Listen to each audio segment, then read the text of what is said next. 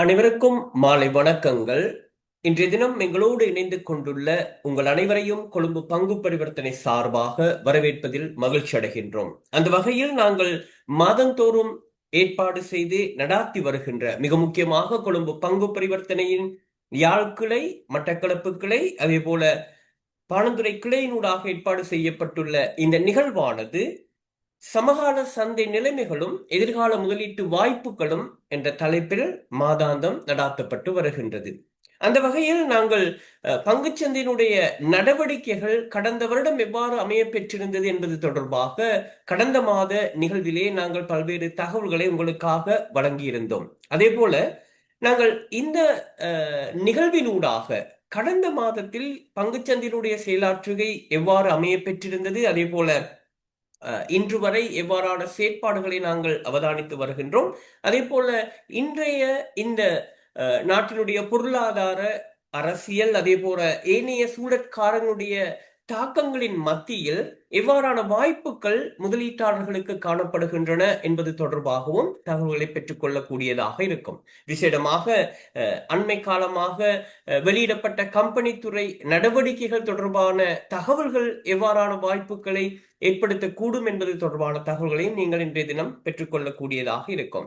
நாங்கள் அவதானித்தோம், இன்று வரை கொழும்பு பங்குச்சந்தையினுடைய செயலாற்றுகைகளை மதிப்பீடு செய்கின்ற மிக முக்கியமான குறிகாட்டிகளாக அவதானிக்கப்படுகின்ற அனைத்து பங்கு விளைச்சுட்டியானது இன்று வரை வருடாந்த வளர்ச்சியாக 4.56% எடுத்து காட்டியிருக்கின்றது. அதே போல பங்குச்சந்தையினுடைய மிக முக்கியமான 20 பாரிய திரவத்தன்மை கொண்ட பங்குகளை உள்ளடக்கிய SNPSL 20 விளைச்சுட்டியானது வருடாந்த வளர்ச்சியாக 7.38% பதிவு செய்துள்ளது. எனவே இந்த வருடமும் கூட இந்த ஆரம்ப கால பகுதியில் பங்குச்சந்தையினுடைய செயலாற்றுகை ஒரு அபிவிருத்தி போக்கில் காணப்படுவதனை நாங்கள் அவதானித்து வருகின்றோம். ஆகவே இன்றைய தினம் கிடைக்கக்கூடிய தகவல்களினூடாக நீங்கள் உங்களுடைய எதிர்கால முதலீட்டு நடவடிக்கைகள் தொடர்பான தீர்மானங்களை எடுப்பதற்கு அவை உதவியாக அமையும் என நாம் நம்புகின்றோம். அந்த வகையில் வழமை போல இன்றும் எங்களோடு இணைந்துள்ளார் வரையறுக்கப்பட்ட ஆஷா செக்யூரிட்டிஸ் பங்கு தரகர் நிறுவனத்தின் ஆய்வு பிரிவின் உப தலைவராக கடமை புரிகின்ற திரு அருமைநாயகம் விசாகன் அவர்கள். உங்களுக்கு தெரியும், இவர் இந்த மூலதன சந்தையில் முக்கியமாக பங்கு சந்தையில் நீண்டகால அனுபவத்தினை கொண்ட ஒரு வளவாளர் என்பதை நாங்கள் தொடர்ச்சியாக உங்களுக்கு அறிவித்து வருகின்றோம். ஆகவே பயனுள்ள ஒரு நிகழ்வாக நீங்கள் இதனை பயன்படுத்தி உங்களது முதலீட்டு தீர்மானங்களை நீங்கள் மேற்கொள்ளலாம். அதே போல வளமை போல நாங்கள் உங்களுக்கு ஞாபகப்படுத்துகின்ற ஒரு விடயம், இந்த நிகழ்வின் இறுதி பகுதியில் உங்களுக்கு ஒரு இணைப்பு அனுப்பி வைக்கப்படும். இன்றைய நிகழ்வுக்கான பின்னூட்டலை பெற்றுக்கொள்வதற்காக தயவு செய்து 1 அல்லது 2 நிமிடங்கள் செலவழித்து உங்களுடைய பின்னூட்டலை வழங்கினால் அது எங்களுக்கு பேருதவியாக இருக்கும். அதே போல உங்களுடைய இந்த தலைப்பு தொடர்பான வினாக்கள் அல்லது சந்தேகங்கள் காணப்படுமாக இருந்தால் அவற்றை நீங்கள் தொடர்ச்சியாக எங்களுக்கு அனுப்பி வைக்கலாம். அவை தொடர்பான விளக்கங்களும் வளவலரால் உங்களுக்கு வழங்கப்படும். ஓ டு விசாகன்.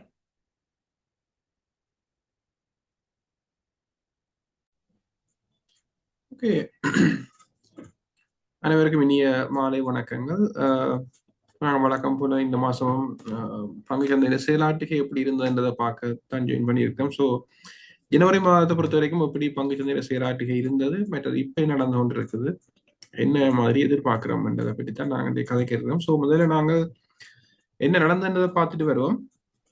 ஜனவரி மாதத்தை எடுத்துக்கொண்டோம்னு சொல்லி சொன்னால்,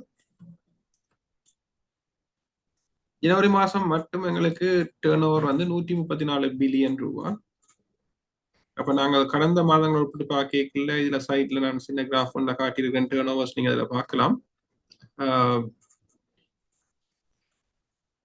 அக்டோபர் மாதம் 157 பில்லியன், அதே வந்து ஜூலை மாதம் 157.5 பில்லியன். அப்போ ஜூலை மாத டேர்ன் ஓவர் தான் இது வரைக்கும் எங்களோட வரலாறுல ஆக கூடின டேர்ன் ஓவராக பதிவு செய்யப்பட்டிருக்கான். மேல வரலாறுன்னு சொல்றேன் வந்து லாஸ்ட் வந்து ஒரு 2 இயர்ஸ் இந்த எக்கனாமிக் கிரைசிஸுக்கு பிறகு, முக்கியமாக 2022ஆம் ஆண்டுக்கு பிறகு வந்த ஒரு மாதத்தில் ஆகக்கூடிய டேர்ன் ஓவராக இந்த 157.5 பில்லியன் தான் பார்க்கலாம். அதுக்கு முதல்ல 2021ஆம் ஆண்டு கூடிய டேர்ன் ஓவர்ஸ் வந்து பதிவு செய்யப்பட்டிருக்கு. நாங்கள் அதை விட்டுட்டு இப்ப கிரைசிஸுக்கு பிறகு என்ன நடக்குன்னு சொல்லி நாங்கள் பார்க்கறது பெட்டரா இருக்கும்னு நினைக்கிறேன். மற்றபடி நாங்கள் பார்த்தோம்னா இண்டெக்ஸை பொறுத்த வரைக்கும் 1188 புள்ளிகள் அதிகரிப்பு சந்திச்சிருந்தது ஜனவரி மாதத்துல. கீழே நீங்க கிராஃபை பார்க்கலாம். கிராஃபை பொறுத்த வரைக்கும் மே மாதத்துல இருந்து பார்த்தோம்னா 16,800 புள்ளிகள் இருந்தது 2025ஆம் ஆண்டு மே மாதம். 16,800 புள்ளிகள் இருந்து 23,800 புள்ளிகளுக்கு வந்திருக்குது ஜனவரி மாசம். இதுல பார்க்கலாம் 16,855 புள்ளிகள், ரைட். ஜனவரி மே மாதம் 31ஆம் தேதி மார்க்கெட் முடியல, 2025ஆம் ஆண்டு மே மாதம் மார்க்கெட் முடியல 16,855 புள்ளிகள்ல இருந்தது. ஜனவரி மாதம் 26 இந்த வருஷம் 31ஆம் தேதி மாதம் முடியல 23,812, கிட்டத்தட்ட 5,000 புள்ளிகள். அப்ப இந்த 5,000 புள்ளிகள் என்று சொல்றது 16,800 இருந்து 5,000 புள்ளிகள் வாரன்றது கிட்டத்தட்ட 30% கூடின வளர்ச்சி. ஒரு மிக குறுகிய காலத்துல ஒரு அபரிமிதமான வளர்ச்சி வந்து காணக்கூடியதாக இருந்தது. இதே வந்து நாங்க 2024ஆம் ஆண்டு செப்டம்பர், அதாவது வந்து எலெக்ஷன் காலத்துல இருந்து பார்த்தோம் என்று சொன்னால் 10,800 புள்ளிகள்ல இருந்து 24,000 புள்ளிகள் கிட்டத்தட்ட. அப்ப ஒரு பெரிய ஒரு growth, ரைட். ஒரு குறுகிய காலத்துல மிகப்பெரிய ஒரு வளர்ச்சி. ஸோ அதுல வந்து ஒரு சின்ன கன்சாலிடேஷன் மாதிரியான, அதாவது வந்து தொடர்ந்து பங்கு சந்தை வளர்ச்சி அடைகிறதும் இல்லை, தொடர்ந்து வீழ்ச்சி அடைகிறதும் இல்லை. அது ஒரு அடிப்படையான விஷயம். பங்கு சந்தையில முதலீடு செய்யற எல்லாருக்கும் தெரிஞ்சு கொள்ள வேண்டிய ஒரு விஷயம் தான். மார்க்கெட் டவுன் ஆகிக்கல பூச்சி போக போறதும் இல்லை, அதே மாதிரி அப்ப ஆகி கொண்டு போகல அப்படியே வானத்தை தொடுற மாதிரி அப்பாக போறதும் இல்லை. அந்த ஒரு விஷயத்த நாங்க தெளிவா விளங்கி கொண்டோம்னா சரி. இப்ப பார்த்தோம்னு சொன்னா அண்மைய நாட்கள்ல மார்க்கெட் வந்து அவ்வளவு பெரிய ஆக்டிவாக இல்லை. நேற்று இன்றைக்கு டேர்ன் ஓவர் கொஞ்சம் குறைவா தான் இருக்குது. சில பேர் வந்து கொஞ்சம் ஒரிட், மார்க்கெட் என்ன விழ போகுதான்ற ஒரு கேள்வி ஒன்று இருக்குது, ரைட். அப்புறம் அதை பற்றி பின்னே கதைப்போம். ஜனவரி மாதத்தை பொறுத்த வரைக்கும் 1,100 புள்ளிகள், நம்ம முதல்ல சொன்ன மாதிரி 5,000 புள்ளிகள் இந்த மேயிலிருந்து ஜனவரி வரைக்கும், கிட்டத்தட்ட 8 மாசம். மே ஜூன்ல இருந்து டிசம்பர் வரைக்கும் 6 மாசம், இங்க 7 மாசம். 7 மாதத்துல 5,000 புள்ளிகள். அதுல குறிப்பாக இந்த ஜனவரி மாதத்துல மட்டும் ஒரு 1,000 புள்ளிகள், ரைட். S&P-ல பொறுத்த வரைக்கும் ஒரு 484 புள்ளிகள் அதிகரிப்பு சந்திச்சிருந்தது. ஜனவரி மாதத்துல வெளிநாட்டு முதலீட்டாளர்கள் வெளியேற்றம் வந்து 6.8 பில்லியன். இப்ப வந்து கிட்டத்தட்ட டபுள் ஆகிட்டு. இப்ப பிப்ரவரி மாதத்துல இன்றைக்கு 11ஆம் தேதி கிட்டத்தட்ட இன்னொரு 6 பில்லியன் அல்லது 7 பில்லியன் இந்த 10 நாளைக்குள்ள வெளியில போயிட்டுது. ஃபாரின் அவுட்ஃப்ளோ வந்து கொஞ்சம் கூடவாக இருக்குது. அது ஒரு கவனிக்க வேண்டிய விஷயம். அது வந்து சில வழியில மார்க்கெட் நான் சொன்ன மாதிரி இப்படி ஒரு அதீதமான வளர்ச்சியை காட்டேக்கில்ல. உங்களுக்கு தெரியும், உலகளாவிய ரீதியில ஒரு நிச்சயமற்ற தன்மை ஒன்று இருக்குது. அப்ப அந்த காரணங்களாலையும் மேபி வந்து ஃபாரினர்ஸ் இந்த ப்ராஃபிட், ஏன்னா எல்லாருக்குமே வந்து கிட்டத்தட்ட டபுளுக்கு மேல ப்ராஃபிட். முக்கியமா வந்து இந்த ஃபாரினர்ஸ் இந்த எக்கனாமிக் கிரைசிஸ் டைம்ல வாங்கினவைக்கெல்லாம் கிட்டத்தட்ட 2 மடங்குக்கு மேல லாபம், ரைட். அப்போ வந்து வெளியில போறன்றது ஒரு சாதாரணமான விஷயமாக நாங்க பார்க்கலாம். மறுபடி நாங்கள் பார்த்தோம்னு சொல்லி சொன்னால் சில முக்கியமான விஷயங்கள் பங்கு சந்தையில் நடந்திருக்கு. அதை பற்றி நாங்கள் பின்னுக்கு அனௌன்ஸ்மெண்ட்ஸை பார்க்கலாம். ஸோ ஜஸ்ட் நம்பர்ஸை பார்த்தோம்னு சொன்னா டேர்ன் ஓவர் நல்ல ஆரோக்கியமாக இருக்கு. 134 பில்லியன். டிசம்பர்ல வந்து 76 பில்லியன் தான் இருந்தது. அப்ப டிசம்பரோட ஒப்படைக்கல ஜனவரி மாதம் ஒரு 75% வளர்ச்சி டேர்ன் ஓவர்ல, அதிக பங்கு பெற்றுதல்கள் வந்து காணக்கூடியதாக இருந்தது. நீங்க பாத்தீங்கன்னா ஜூலை, ஆகஸ்ட், செப்டம்பர், அக்டோபர் இந்த 4 மாதமும் டேர்ன் ஓவர் நல்லா இருந்தது. 130, 140, 150 பில்லியன். அக்டோபருக்கு பிறகு நவம்பர், டிசம்பர் வந்து கொஞ்சம் ஒரு டல்லான சிச்சுவேஷன். அதில் முக்கியமா வந்து இந்த டிட்வா புயலோட பெரிய பாதிப்பு கொண்டு வந்தது. இப்ப திருப்பி நாங்கள் மெதுவாக ரிகவர் பண்ற தன்மையை எங்களால காணக்கூடியதாக இருக்குது. அதுலயே முக்கியமா இப்ப வந்து ரிசல்ட்ஸ் வந்து கொண்டு இருக்குது. இப்ப டிசம்பர் மாதம் முடிவடைந்த காலாண்டுக்கும் சில நிறுவனங்களுக்கு இது இயர் எண்ட் சொல்லி சொல்லுவோம். அதாவது வந்து எங்களோட பங்குச்சந்தையில பட்டியலிடப்பட்டிருக்க கம்பெனிகளுக்கு, கூடுதலான கம்பெனிகளுக்கு இயர் எண்ட் வந்து மார்ச் 31ஆம் தேதி தான் வருஷம் முடியும். சில கம்பெனிகள், முக்கியமா வங்கிகள், இன்சூரன்ஸ் கம்பெனி எல்லாத்துக்குமே டிசம்பர் 31ஆம் தேதி தான் வருஷம் முடிவு. அப்ப இன்சூரன்ஸ் கம்பெனி, பேங்க்ஸ் இந்த ரிசல்ட்ஸ் பெருசா இன்னும் வரையில. இன்றைக்கு தான் சஃப்லஜிக் லைஃப் இன்சூரன்ஸ் இந்த ரிசல்ட்ஸ் வந்து நல்லா இருக்குது. மற்ற இன்சூரன்ஸ் கம்பெனிஸ் இந்த ரிசல்ட்ஸ் ஒன்றும் இன்னும் வரையில. பேங்க் ஒன்றுமே இன்னும் வரையில. இப்போதைக்கு எங்களுக்கு வந்து 9 மாதத்தில் நிறைவு செய்திருந்த கம்பெனியோட ரிசல்ட்ஸ் தான் கூட வந்திருக்குது, ரைட். அப்ப அந்த 9 மாதம்னு சொல்லி நாங்க பார்க்கல வந்து ரிசல்ட்ஸ் வந்து கொஞ்சம் பாதிக்கப்பட்ட தன்மையை வந்து எங்களால காணக்கூடியதாக இருக்குது. அதுல வந்து நான் நினைக்கிறேன் முக்கியமா வந்து டித்வா புயலால வந்த பாதிப்புகள் ஒரு காரணமாக இருக்கலாம். என்றால் சேல்ஸ் குறைஞ்சிருக்கும், மற்ற சில விதமான பாதிப்புகள், சில பிசினஸ் டேமேஜ் வந்து வந்திருக்கும், ரைட். அந்த மாதிரியான காரணம் அது வந்து பங்கு சந்தையை மதானிக்கூடிய மாதிரி இருக்குது. அக்டோபர் மாதத்துல இருந்த உறுதித்தன்மை வந்து நவம்பர், டிசம்பர்ல இல்லை, ரைட். திருப்பி இப்ப ஜனவரியில வந்து திருப்பி ஒரு பிக்கப் ஒன்று இருக்குது. பிப்ரவரி மாசம் கொஞ்சம் ஒரு ஸ்லோவான தன்மை ஒன்று இருக்கு. பட் ஸ்டில் வந்து டிசம்பரை விட பெட்டரா இருக்கு பிப்ரவரி மாசம். சோஃபா, அதாவது முதல் 10 நாள் வந்து ஆரோக்கியமான டேர்ன் ஓவரை எங்களால் பார்க்கக்கூடிய மாதிரி இருக்குது. இது வந்து ஒரு ஜஸ்ட் சமரிக்கு போட்டிருக்கேன். 2023 ஆண்டுக்கு பிறகு, எக்கனாமிக் கிரைசிஸ்க்கு பிறகு பார்த்தீங்கன்னு சொன்னால் ஆகக்கூடிய டேர்ன் ஓவர் வந்து 140 பில்லியன் வந்து ஜனவரி மாதம். ஆனா இப்ப 157 பில்லியன் வந்து அக்டோபர்ல தான் வந்துருக்குது. ஜூலைலையும் அக்டோபர்லயும் தான் 157 பில்லியன். ஸோ எக்கனாமிக் கிரைசிஸ்க்கு பிறகு ஒரு உறுதியான ஒரு ரெக்கார்ட் வந்து இதுல தான் பதிவு செய்யப்படுது. ஓவர் த ஹிஸ்டரி பார்த்தோம்னு சொல்லி சொன்னால் 2021 ஆண்டு சொன்னால் 21 ஆண்டு எங்களுக்கு ஓரளவுக்கு டேர்ன் ஓவர் கூடின காலம். அதில் முக்கியமான இந்த எல்ஓஎல்சி குரூப் ஷேர்ஸ் வந்து கூட ட்ரேட் ஆன காலம், அதில் ட்ரேட் பண்ணாக ஞாபகம் இருக்குன்னு நினைக்கிறேன். அதுக்கு பிறகு மார்க்கெட் டல்ல இருந்தது, எக்கனாமிக் கிரைசிஸ் அந்த பிரச்சனைகள். இப்ப திருப்பி ஒரு புது ரெக்கார்ட் நினைக்கிறேன். பங்கு சந்தை வரலாற்றுல இதுதான் ஆகக்கூடிய டேர்ன் ஓவர் இருக்கணும். 2025 ஆண்டுக்கு 1.2 ட்ரில்லியன் 1.2 ட்ரில்லியன் டேர்ன் ஓவர் வந்து பதிவு செய்யப்பட்டது. இப்ப நாங்கள் ஆரம்பிச்சிருக்கிற இந்த விதத்துல கொண்டு போனோம்னு சொல்லி சொன்னால் இந்த வருஷம் இன்னொரு புது ரெக்கார்ட் ஒன்று வர்றதுக்கான வாய்ப்புகள் கூட. ஸோ நடக்கும் நம்புவோம். ஸோ அடுத்ததை பார்த்தோம்னு சொல்லி சொன்னால் இண்டெக்ஸ் இதுவரைக்கும் எங்களுக்கு பதிவு செய்யப்பட்டிருக்கிற ஆகக்கூடிய உயர்வு புள்ளி வந்து 23,992 புள்ளிகள். அதாவது வந்து எங்களோட பங்கு சந்தை 24,000 புள்ளிகளை தொட்டிருந்தாலும் இன்னும் 24,000 புள்ளிகளுக்கு மேல க்ளோஸ் பண்ணப்பட இல்லை. அதாவது வந்து நிறைவு செய்ய இல்லை. 23,992 புள்ளிகள் தான் ஆகக்கூடிய புள்ளிகளாக பதிவு செய்யப்பட்டிருக்குது. அதுக்கு பிறகு ஒரு சின்ன தளம்பலோட இப்ப இன்றைக்கு 23,656 புள்ளிகள்ல நிறைவடைஞ்சிருக்கின்றனால் டெக்னிக்கலி வந்து இதை நாங்க பார்த்தோம்னு சொல்லி சொன்னால் இந்த 24,000 புள்ளிகளை வந்து அடையிறது கொஞ்சம் கஷ்டமா இருக்குது. சப்போர்ட் என்று சொல்லி பார்த்தோம்னு சொன்னால் 23,589 புள்ளிகள். அதாவது வந்து நாங்கள் சரியா இதுதான் என்று சொல்லியாவது ஒரு 23,500க்கும் 600க்கும் இடையில ஒரு சப்போர்ட் ஒன்றை அவதானிக்கக்கூடிய மாதிரி இருக்குது. ஆர்எஸ்ஐயை பொறுத்த வரைக்கும் முதல்ல 80க்கு மேல இருந்த ஆர்எஸ்ஐ கொஞ்சம் குறைஞ்சு இப்போ இன்றைக்கு 56 வரைக்கும் கிட்டத்தட்ட 55-56 குறைஞ்சிருக்கு. மெக்டியை பொறுத்த வரைக்கும் செல் சைட்ல தான் இருக்குது. ஆனா அவ்வளவு பெரிய டேமேஜ் பண்ணக்கூடிய மாதிரி நெகட்டிவான விஷயமாக இல்லை. அதாவது வந்து ஓரளவுக்கு ஆரோக்கியமாக தான் இருக்கு. முக்கியமா வந்து நாங்கள் ரிலேட்டிவ் ஸ்ட்ரென்த் இண்டெக்ஸை பொறுத்த வரைக்கும் கொஞ்சமாக குறைஞ்சு கொண்டு போற தன்மை அவதரிக்கக்கூடிய மாதிரி இருக்குது. மற்றபடி இண்டெக்ஸ்ல பெரிய வீழ்ச்சி என்று சொல்றதுக்கு இல்லை. இப்ப பாத்தீங்கன்னா இந்த மார்க்கெட்டில் அப்பண்ணி தொடங்கி வந்த இந்த காலப்பகுதி 2026 ஆண்டு இந்த டிசம்பருக்கு பிறகு, அதாவது வந்து இந்த வெள்ள அனர்த்தத்தோட நல்லா கீழே வந்தது. 21,800 புள்ளிகளை தாண்டி கீழே வந்தது பங்கு சந்தை வெள்ளத்துக்கு பிறகு. அதுல ரிகவர் பண்ண தொடங்கினது வந்து இந்த டிசம்பர் மாத கடைசி வரைக்கும் அல்லது ஜனவரி மாசம் வரைக்கும் ரிகவர் பண்ணிட்டு இப்ப வந்து ஒரு அந்த 24,000 புள்ளிகளை தொட்டதுக்கு பிறகு வந்து பெரிய அதிகரிப்பு இல்லாமல் ஒரு கன்சாலிடேஷன் என்ற நிலைமையில இப்ப ட்ரேட் ஆகி கொண்டிருக்குது. முக்கியமான காரணம் என்னன்னு சொன்னால் இப்ப ரிசல்ட்ஸ் வரைக்கும் உங்களுக்கு தெரியும், எல்லாரும் ரிசல்ட்ஸ் அனலைஸ் பண்ணி பார்க்கணும்.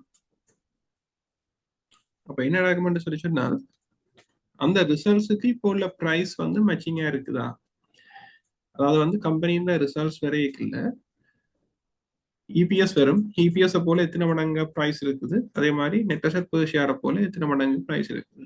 அப்ப பாத்தீங்கன்னு சொன்னா பங்கு சந்தை நான் சொன்ன மாதிரி ஜனவரியில மட்டும் 1000 பாயிண்ட்ஸ், கடந்த 6 மாதத்துல 5000 பாயிண்ட்ஸ் அப்னு சொல்லிக்கல, எப்படியோ வந்து விலை வந்து அதிகமாகத்தான் இருக்குது. அப்ப நாங்க வந்து என்ன செய்யணும்னு சொன்னா இப்ப அந்த நியூ நார்மல் சொல்லி சொல்லுவோம், அதுக்கு நாங்க வந்து அடாப்ட் பண்ண வேண்டி வரும். அதாவது வந்து இந்த பங்குச்சந்தை வந்து முதல்ல எப்படி இருந்தேன்னு சொன்னால் பேங்கின் பிஇ எல்லாம் வந்து 4-5 2024 ஆண்டு 25ஆம் ஆண்டு காலப்பகுதியில 25ஆம் ஆண்டு முற்பகுதியில கூடுதலா எல்லா bank, commercial bank, Sampath bank கூட பிஇ 5, பிபிவி வந்து 0.5 அரைவாசி, நெட் அசெட் அரைவாசி. இன்றைக்கு கூடுதலான பேங்க்ஸ் வந்து முக்கியமா கமர்ஷியல் சம்பத் எல்லாம் நெட் அசெட்டுக்கு கிட்ட அல்லது நெட் அசெட்டை தாண்டி ட்ரேட் ஆகுது. இன்னும் செயலானும் ஹெச்என்பி தான் கொஞ்சம் கூட டிஃபரன்ஸா இருக்கு நினைக்கிறேன். என்டிபி டிஎஸ்சிசியும் வந்து நெட் அசெட்டை குறைவாக தான் இருக்கு. மற்றபடி சம்பத், கமர்ஷியல், நேஷன்ஸ் ட்ரஸ்ட் எல்லாமே வந்து நெட் அசெட்டுக்கு கூட ட்ரேட் ஆகுது. பேன் ஏசியா பேங்க் எல்லாம் நெட் அசெட்டுக்கு கிட்ட ட்ரேட் ஆகுது.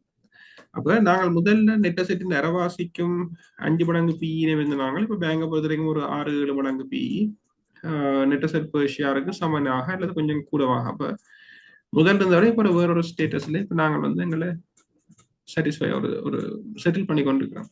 அது மாதிரி மேனுஃபேக்சரிங் கம்பெனிஸும் முதல்ல வந்து 5 மடங்கு 6 மடங்கு பிஇல இருந்த கம்பெனி இப்ப சிலது 10 12 14 மடங்கு பிஇக்கும் போயிட்டு இருக்கு. அப்ப இந்த ஹை பிஇ ரேஷியோஸை வந்து நாங்கள் டொலரேட் பண்ணலாமா, அதை ஏற்றுக்கொள்ளலாமா, அல்லது வந்து இது ஒரு நிரந்தரமாக இருக்குமா, அல்லது தற்காலிகம் அந்த ஒரு பயம் ஒன்று வந்து இந்த விலைகள் அதிகரிக்கிறத லிமிட் பண்ணுது. அதுதான் நான் நினைக்கிறேன். அது கன்சாலிடேஷன் சொல்லி சொல்லலாம். அது வந்து ஆக்கள் இந்த புது ஹை பிஇ பிபிவிக்கு அடாப்ட் பண்ண போறோம். அது வந்து அதை ஏற்றுக்கொள்ளக்கூடிய நிலைமை வந்து உருவாக வேணும். அப்ப அதுக்கு இன்னும் எக்கனாமி ஸ்ட்ராங் ஆயிடுச்சுன்னு சொன்னா அந்த சப்போர்ட் கிடைக்கும். ஏன்னா நீங்க கேள்விப்பட்டிருப்பீங்க, ஒரு நாட்டின் பொருளாதாரத்தை பங்குச்சந்தை ரிஃப்ளெக்ட் பண்ணும். அதாவது நாட்டில் பொருளாதாரம் நல்லா இருந்துன்னு சொன்னா பங்குச்சந்தை நல்லா இருக்கும். அதே மாதிரி பொருளாதாரம் வந்து வீக்கா இருந்ததுன்னு சொன்னா, அதாவது வந்து ஒரு வீழ்ச்சி போக்கில் இருக்குன்னு சொல்லிச்சுன்னா அது முதலே பங்குச்சந்தை வழிகாட்டும். ஒரு இண்டிகேட்டர் மாதிரி. விலங்கிய பொறுத்த வரைக்கும் இப்போதைக்கு பங்குச்சந்தை வந்து நாட்டின் பொருளாதாரத்தை வந்து பொருளாதாரம் ஸ்ட்ராங்கா இருக்கு, அது நான் சொல்ல தேவையில்லை. ஸோ அதை ரிஃப்ளெக்ட் பண்ற மாதிரி தான் பார்க்கணும். அப்ப இப்போதைக்கு வந்து பெருசாக அந்த நெகட்டிவான விஷயம் வந்து தெரியல. பட் சின்ன கன்சல்டேஷன் ஒன்று வந்து இருக்குது. அப்ப என்ன இதுல நான் ஃபைனலா சொல்லலாம்னு சொன்னால் 23,500 600 ரேஞ்சில் வந்து சப்போர்ட் ஒன்று இருக்கணும். அதை தாண்டி இது பிரேக் பண்ணி கீழே வரும்னு சொன்னால் 23,000 புள்ளிகள் வரைக்கும் ஒரு வீழ்ச்சி அடைகிறதுக்கான வாய்ப்புகள் இருக்கு. ஆனா அதனால வந்து இந்த ட்ரெண்ட்ல வந்து ஒரு மாற்றமும் இராது. அதாவது வந்து பங்குச்சந்தை வளர்ச்சி அடைஞ்சு கொண்டிருக்கிற இந்த ட்ரெண்ட்ல வந்து பெரிய மாற்றங்கள் எதிர்பார்க்க இயலாது. மிச்சத்தையும் காய்ச்சி போட்டு பார்ப்போம்.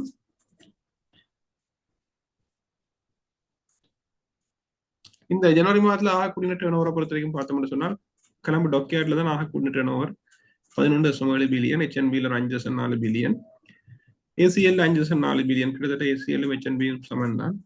எல்ஓஎல்சியில் ஒரு 4.8 பில்லியன், பிரைம் லேண்ட்ஸ் 4.4 பில்லியன், அப்படி ஆகக்கூடிய டேர்ன் ஓவர்ஸ் பதிவு செய்யப்பட்டிருக்கு. நம்பர் ஆஃப் ஷேர்ஸை பொறுத்த வரைக்கும் ஆகக்கூடியது வந்து ரேணுகா அக்ரி ஃபுட்ஸ்ல 214 மில்லியன் ஷேர்ஸ்.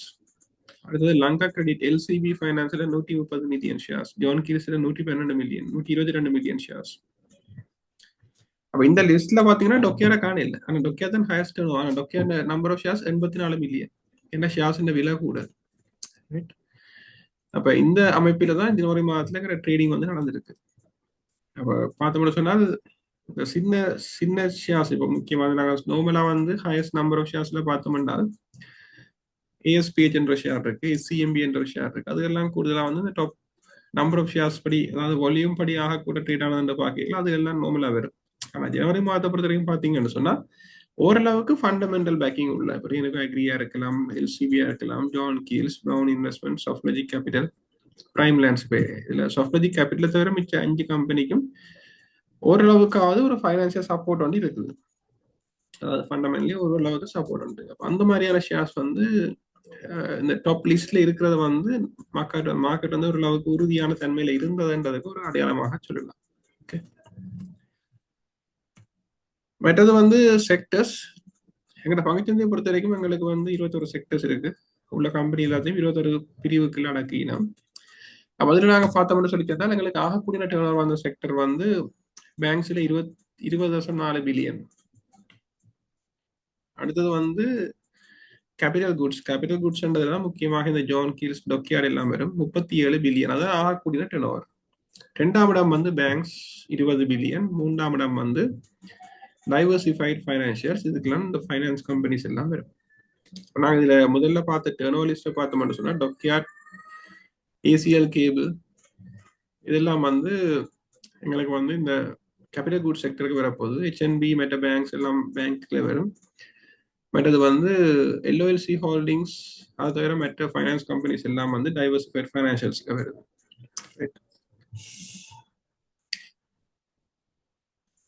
பிரைஸ் மூவ்மெண்ட்டை பொறுத்த வரைக்கும் செக்டர் வைஸ் பார்த்தோம்னு சொன்னா ஆகக்கூடிய வளர்ச்சி வந்து ரியல் எஸ்டேட் செக்டர்ல வந்து இருக்கு. 26% வளர்ச்சி இருக்கு.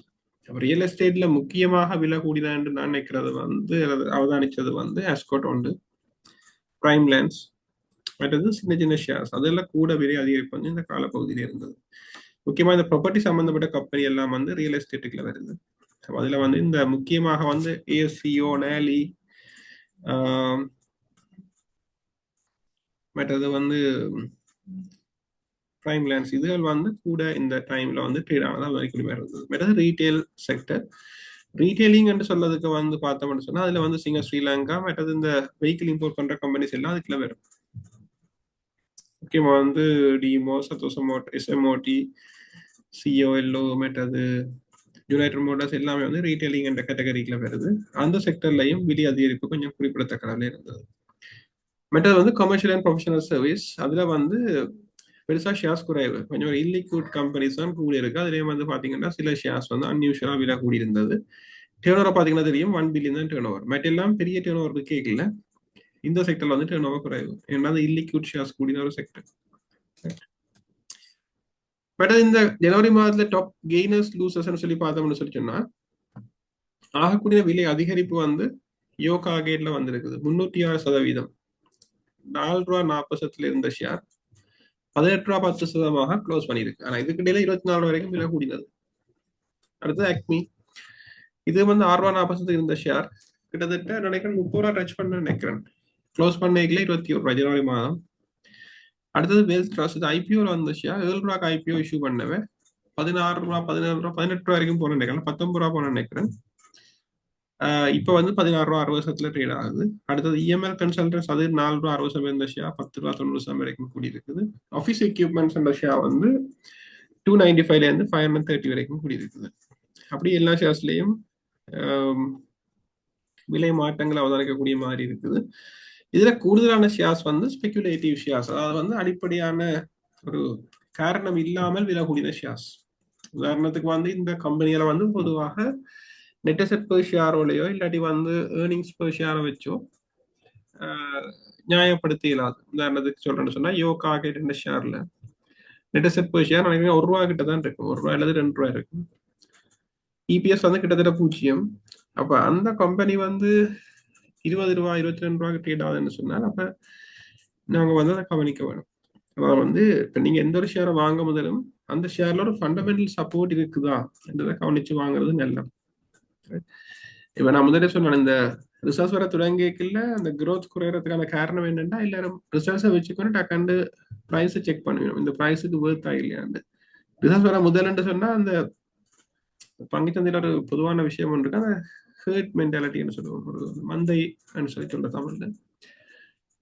ஒரு ஆள் வாங்குற ஷேர், ஒரு கொஞ்சம் பேர் ஒரு ஷேரை வாங்கினோம்னா அதை போய் மெட்டாக்களும் வாங்குறது, ஏன் என்னன்னு பாக்குறது, இந்த ஷேர் அப்ப ஆகுதுன்னு வாங்குறது. அதாவது தனியா டெக்னிக்கலா மட்டும் பேஸ் பண்ணி கொண்டு வாங்குறது. டெக்னிக்கலி வந்து பாசிட்டிவ் சிக்னல் இருக்கலாம், பட் ஃபண்டமெண்டல் சப்போர்ட் இல்லாட்டி சஸ்டெயின் பண்ணாது. ஸோ அதுல வந்து கொஞ்சம் கேர்ஃபுல்லா இருக்க வேண்டிய காலம். ஏன்னா முதலே சொன்னால் பங்குச்சந்தை வந்து இந்த குறுகிய காலத்துல ஒரு அபரிமிதமான வளர்ச்சி. அப்ப எல்லா ஷேர்ஸின் விலையும் கூடவாகத்தான் இருக்கு. அப்ப நாங்க அந்த டைம்ல ஒரு ஷேரை வாங்கிக்கல 2-3 தரம் யோசிச்சு தானே அதை வாங்க வேண்டியிருக்கும். அது மாதிரி விலை குறைஞ்சன்னு பார்த்தோம்னு சொன்னா பெருசா ஒரு கம்பெனிலேயும் விலை குறையில. மெர்கன்டைல் ஷிப்பிங் என்ற கம்பெனில தான் விலை குறைஞ்சிருக்கு 28%. எஸ்சிஎம்பி என்றது வந்து 10 ஷேர், அதுல வந்து பெரிய மாற்றம் ஒன்றும் இல்லை. செங்கடகலை பினான்ஸ்ல ஓரளவுக்கு விலை குறைஞ்சிருக்கு. செங்கடகலை பினான்ஸ் வந்து ஒரு இல்லிக்விட் ஷேர். மற்றது பெகாசஸ் ஹோட்டல்ல வந்து விலை குறைஞ்சிருக்குது. டொக்கியார்ட்ல வந்து 170 150 குறைஞ்சிருக்கு. பெரிய வித்தியாசம்னு சொல்றதுக்கு இல்ல, ஸ்பெகுலேஷன்ல ட்ரேட் ஆகிற ஷேர். மற்றது ஆர்டபிள்யூஎஸ்எல் வந்து 26 23 அப்படி விலை கூடின பக்கத்துல ஒப்படைக்கல, விலை குறைஞ்ச பக்கம் வந்து குறைவு. பெரிய அளவு விலை குறைவாக ஒன்றும் இல்லை. அது மார்க்கெட் வந்து அப்ப இருந்ததுக்கு ஒரு அடையாளம். என்ன இப்ப நாங்க பார்த்தோம்னா மேபி வந்து இன்னும் கொஞ்சம் கம்பெனிஸ் கூட இதுல சேர்ந்திருக்கும். அதாவது வந்து ஜனவரி கடைசியில் ஒப்படைக்கல, இப்ப வந்து மார்க்கெட் ரிலேட்டிவ்லி டவுன் ரைட். அப்ப அதுல வந்து விலைகள் குறைஞ்சிருக்கும். மற்ற இந்த காலப்பகுதியில் கணக்கு ரைட் இஷ்யூஸ் அனௌன்ஸ் பண்ணப்பட்டது. Valuable finance, Hayleys, Lanka venture energy fund, கேசு அல்லது ஸ்லோன் லேண்ட் அண்ட் இக்விட்டி, அமானட் அக்காஃபன், இந்த 4-5 கம்பெனிஸ் வந்து இந்த காலப்பகுதியில் ரைட் இஷ்யூ அனௌன்ஸ் பண்ணினவே. உங்களுக்கு தெரியும் ரைட் இஷ்யூன்னு சொல்றது, கம்பெனி வந்து இருக்கிற ஷேர் ஹோல்டர்ஸுக்கு புது ஷேர்ஸை மார்க்கெட்டோட குறைஞ்ச விலைக்கு இஷ்யூ பண்றது. அப்ப இதுலயும் வந்து சில விஷயங்கள் நாங்க கவனிக்க வேணும். சில ஸ்பெகுலேஷன். இப்ப சில ஷேர்ஸ்ல வந்து பாத்தீங்கன்னா ஒரு ஷேருக்கு 2 ஷேர் அல்லது 3 ஷேர் கொடுக்குற தன்மை. உதாரணத்துக்கு இந்த கேசு சிலோன் லேண்ட் அண்ட் இக்விட்டி எடுத்தோம்னு சொன்னால் இருக்கிற ஒரு ஷேருக்கு 2 ஷேர் கொடுக்குறாங்க புதுசா. அதே அமானட் அக்காவுல பாத்தீங்கன்னா 14 ஷேருக்கு 3 ஷேர். அப்ப இருக்கிற ஷேர்ஸ் வந்து பெரிய அளவுல கூடாது. 14 ஷேருக்கு 3 கொடுக்கல பெருசா கூடாது. ஆனா ஒரு ஷேருக்கு 2 கொடுத்தால் இருக்கிற ஷேர்ஸ் 3 மடங்கா போகுது. இருக்கிற ஒவ்வொரு ஷேருக்கும் 2 ஷேரா கொடுத்தா மொத்தம் 3 ஷேர் ஆகும். அப்ப நம்பர் ஆஃப் ஷேர்ஸ் 3 மடங்கு ஆகிக்கல, அங்க லிக்விடிட்டி கூட வரும். ரைட். இந்த மாதிரி சில விஷயங்கள் நாங்க கவனிக்கணும். இதுல வந்து ஆக கூட வந்து அக்மியில தான் நடந்திருக்குது. ஒரு ஷேருக்கு 6 ஷேர் கொடுத்துருக்காங்க. அப்ப அதுல வந்து இந்த ஷேர் பிரைஸ் வந்து கூட அன்யூஷுவலா அப்பானதுக்கு அது ஒரு காரணமாக இருக்கும். ஏன்னா அந்த எக்ஸ்ட்ரைட் பிரைஸ்ன்ற ஒரு விஷயம் இருக்கு, உங்களுக்கு தெரியுமா தெரியல. எக்ஸ்ட்ரைட் பிரைஸ் சொல்லி சொல்றது, உதாரணத்துக்கு ஒரு ஷேர் 20 ரூபாய்க்கு இந்த அக்மி எடுத்து கொண்டோம்னா 20 ரூபாய்க்கு ட்ரேட் ஆகிக்கல, ரைட்ஸ் வந்து 10 ப்ராமிஸ் தான் கொடுத்தாங்க. அப்ப 6 ரைட்ஸ் வந்து 10 ப்ராமிஸ் படி பார்த்தோம்னா 15 ரூபா தான் செலவாகும் 6 ரைட்ஸ் வாங்குறதுக்கு. ஒரு ஷேர் 20 ரூபா, ஒரு ஷேர் 20 ரூபாய்க்கு வாங்கி 6 ஷேருக்கும் 10 ப்ராமிஸ் படி பே பண்ணீங்கன்னு சொன்னா 15 ரூபா, மொத்தம் 35 ரூபா செலவு வரும். 35 ரூபா செலவுக்கு 7 ஷேர்ஸ் கிடைக்கும், 6 கொண்டு 7. அப்ப ஒரு ஷேர் அவரேஜ் காஸ்ட் வந்து 5 ரூபா.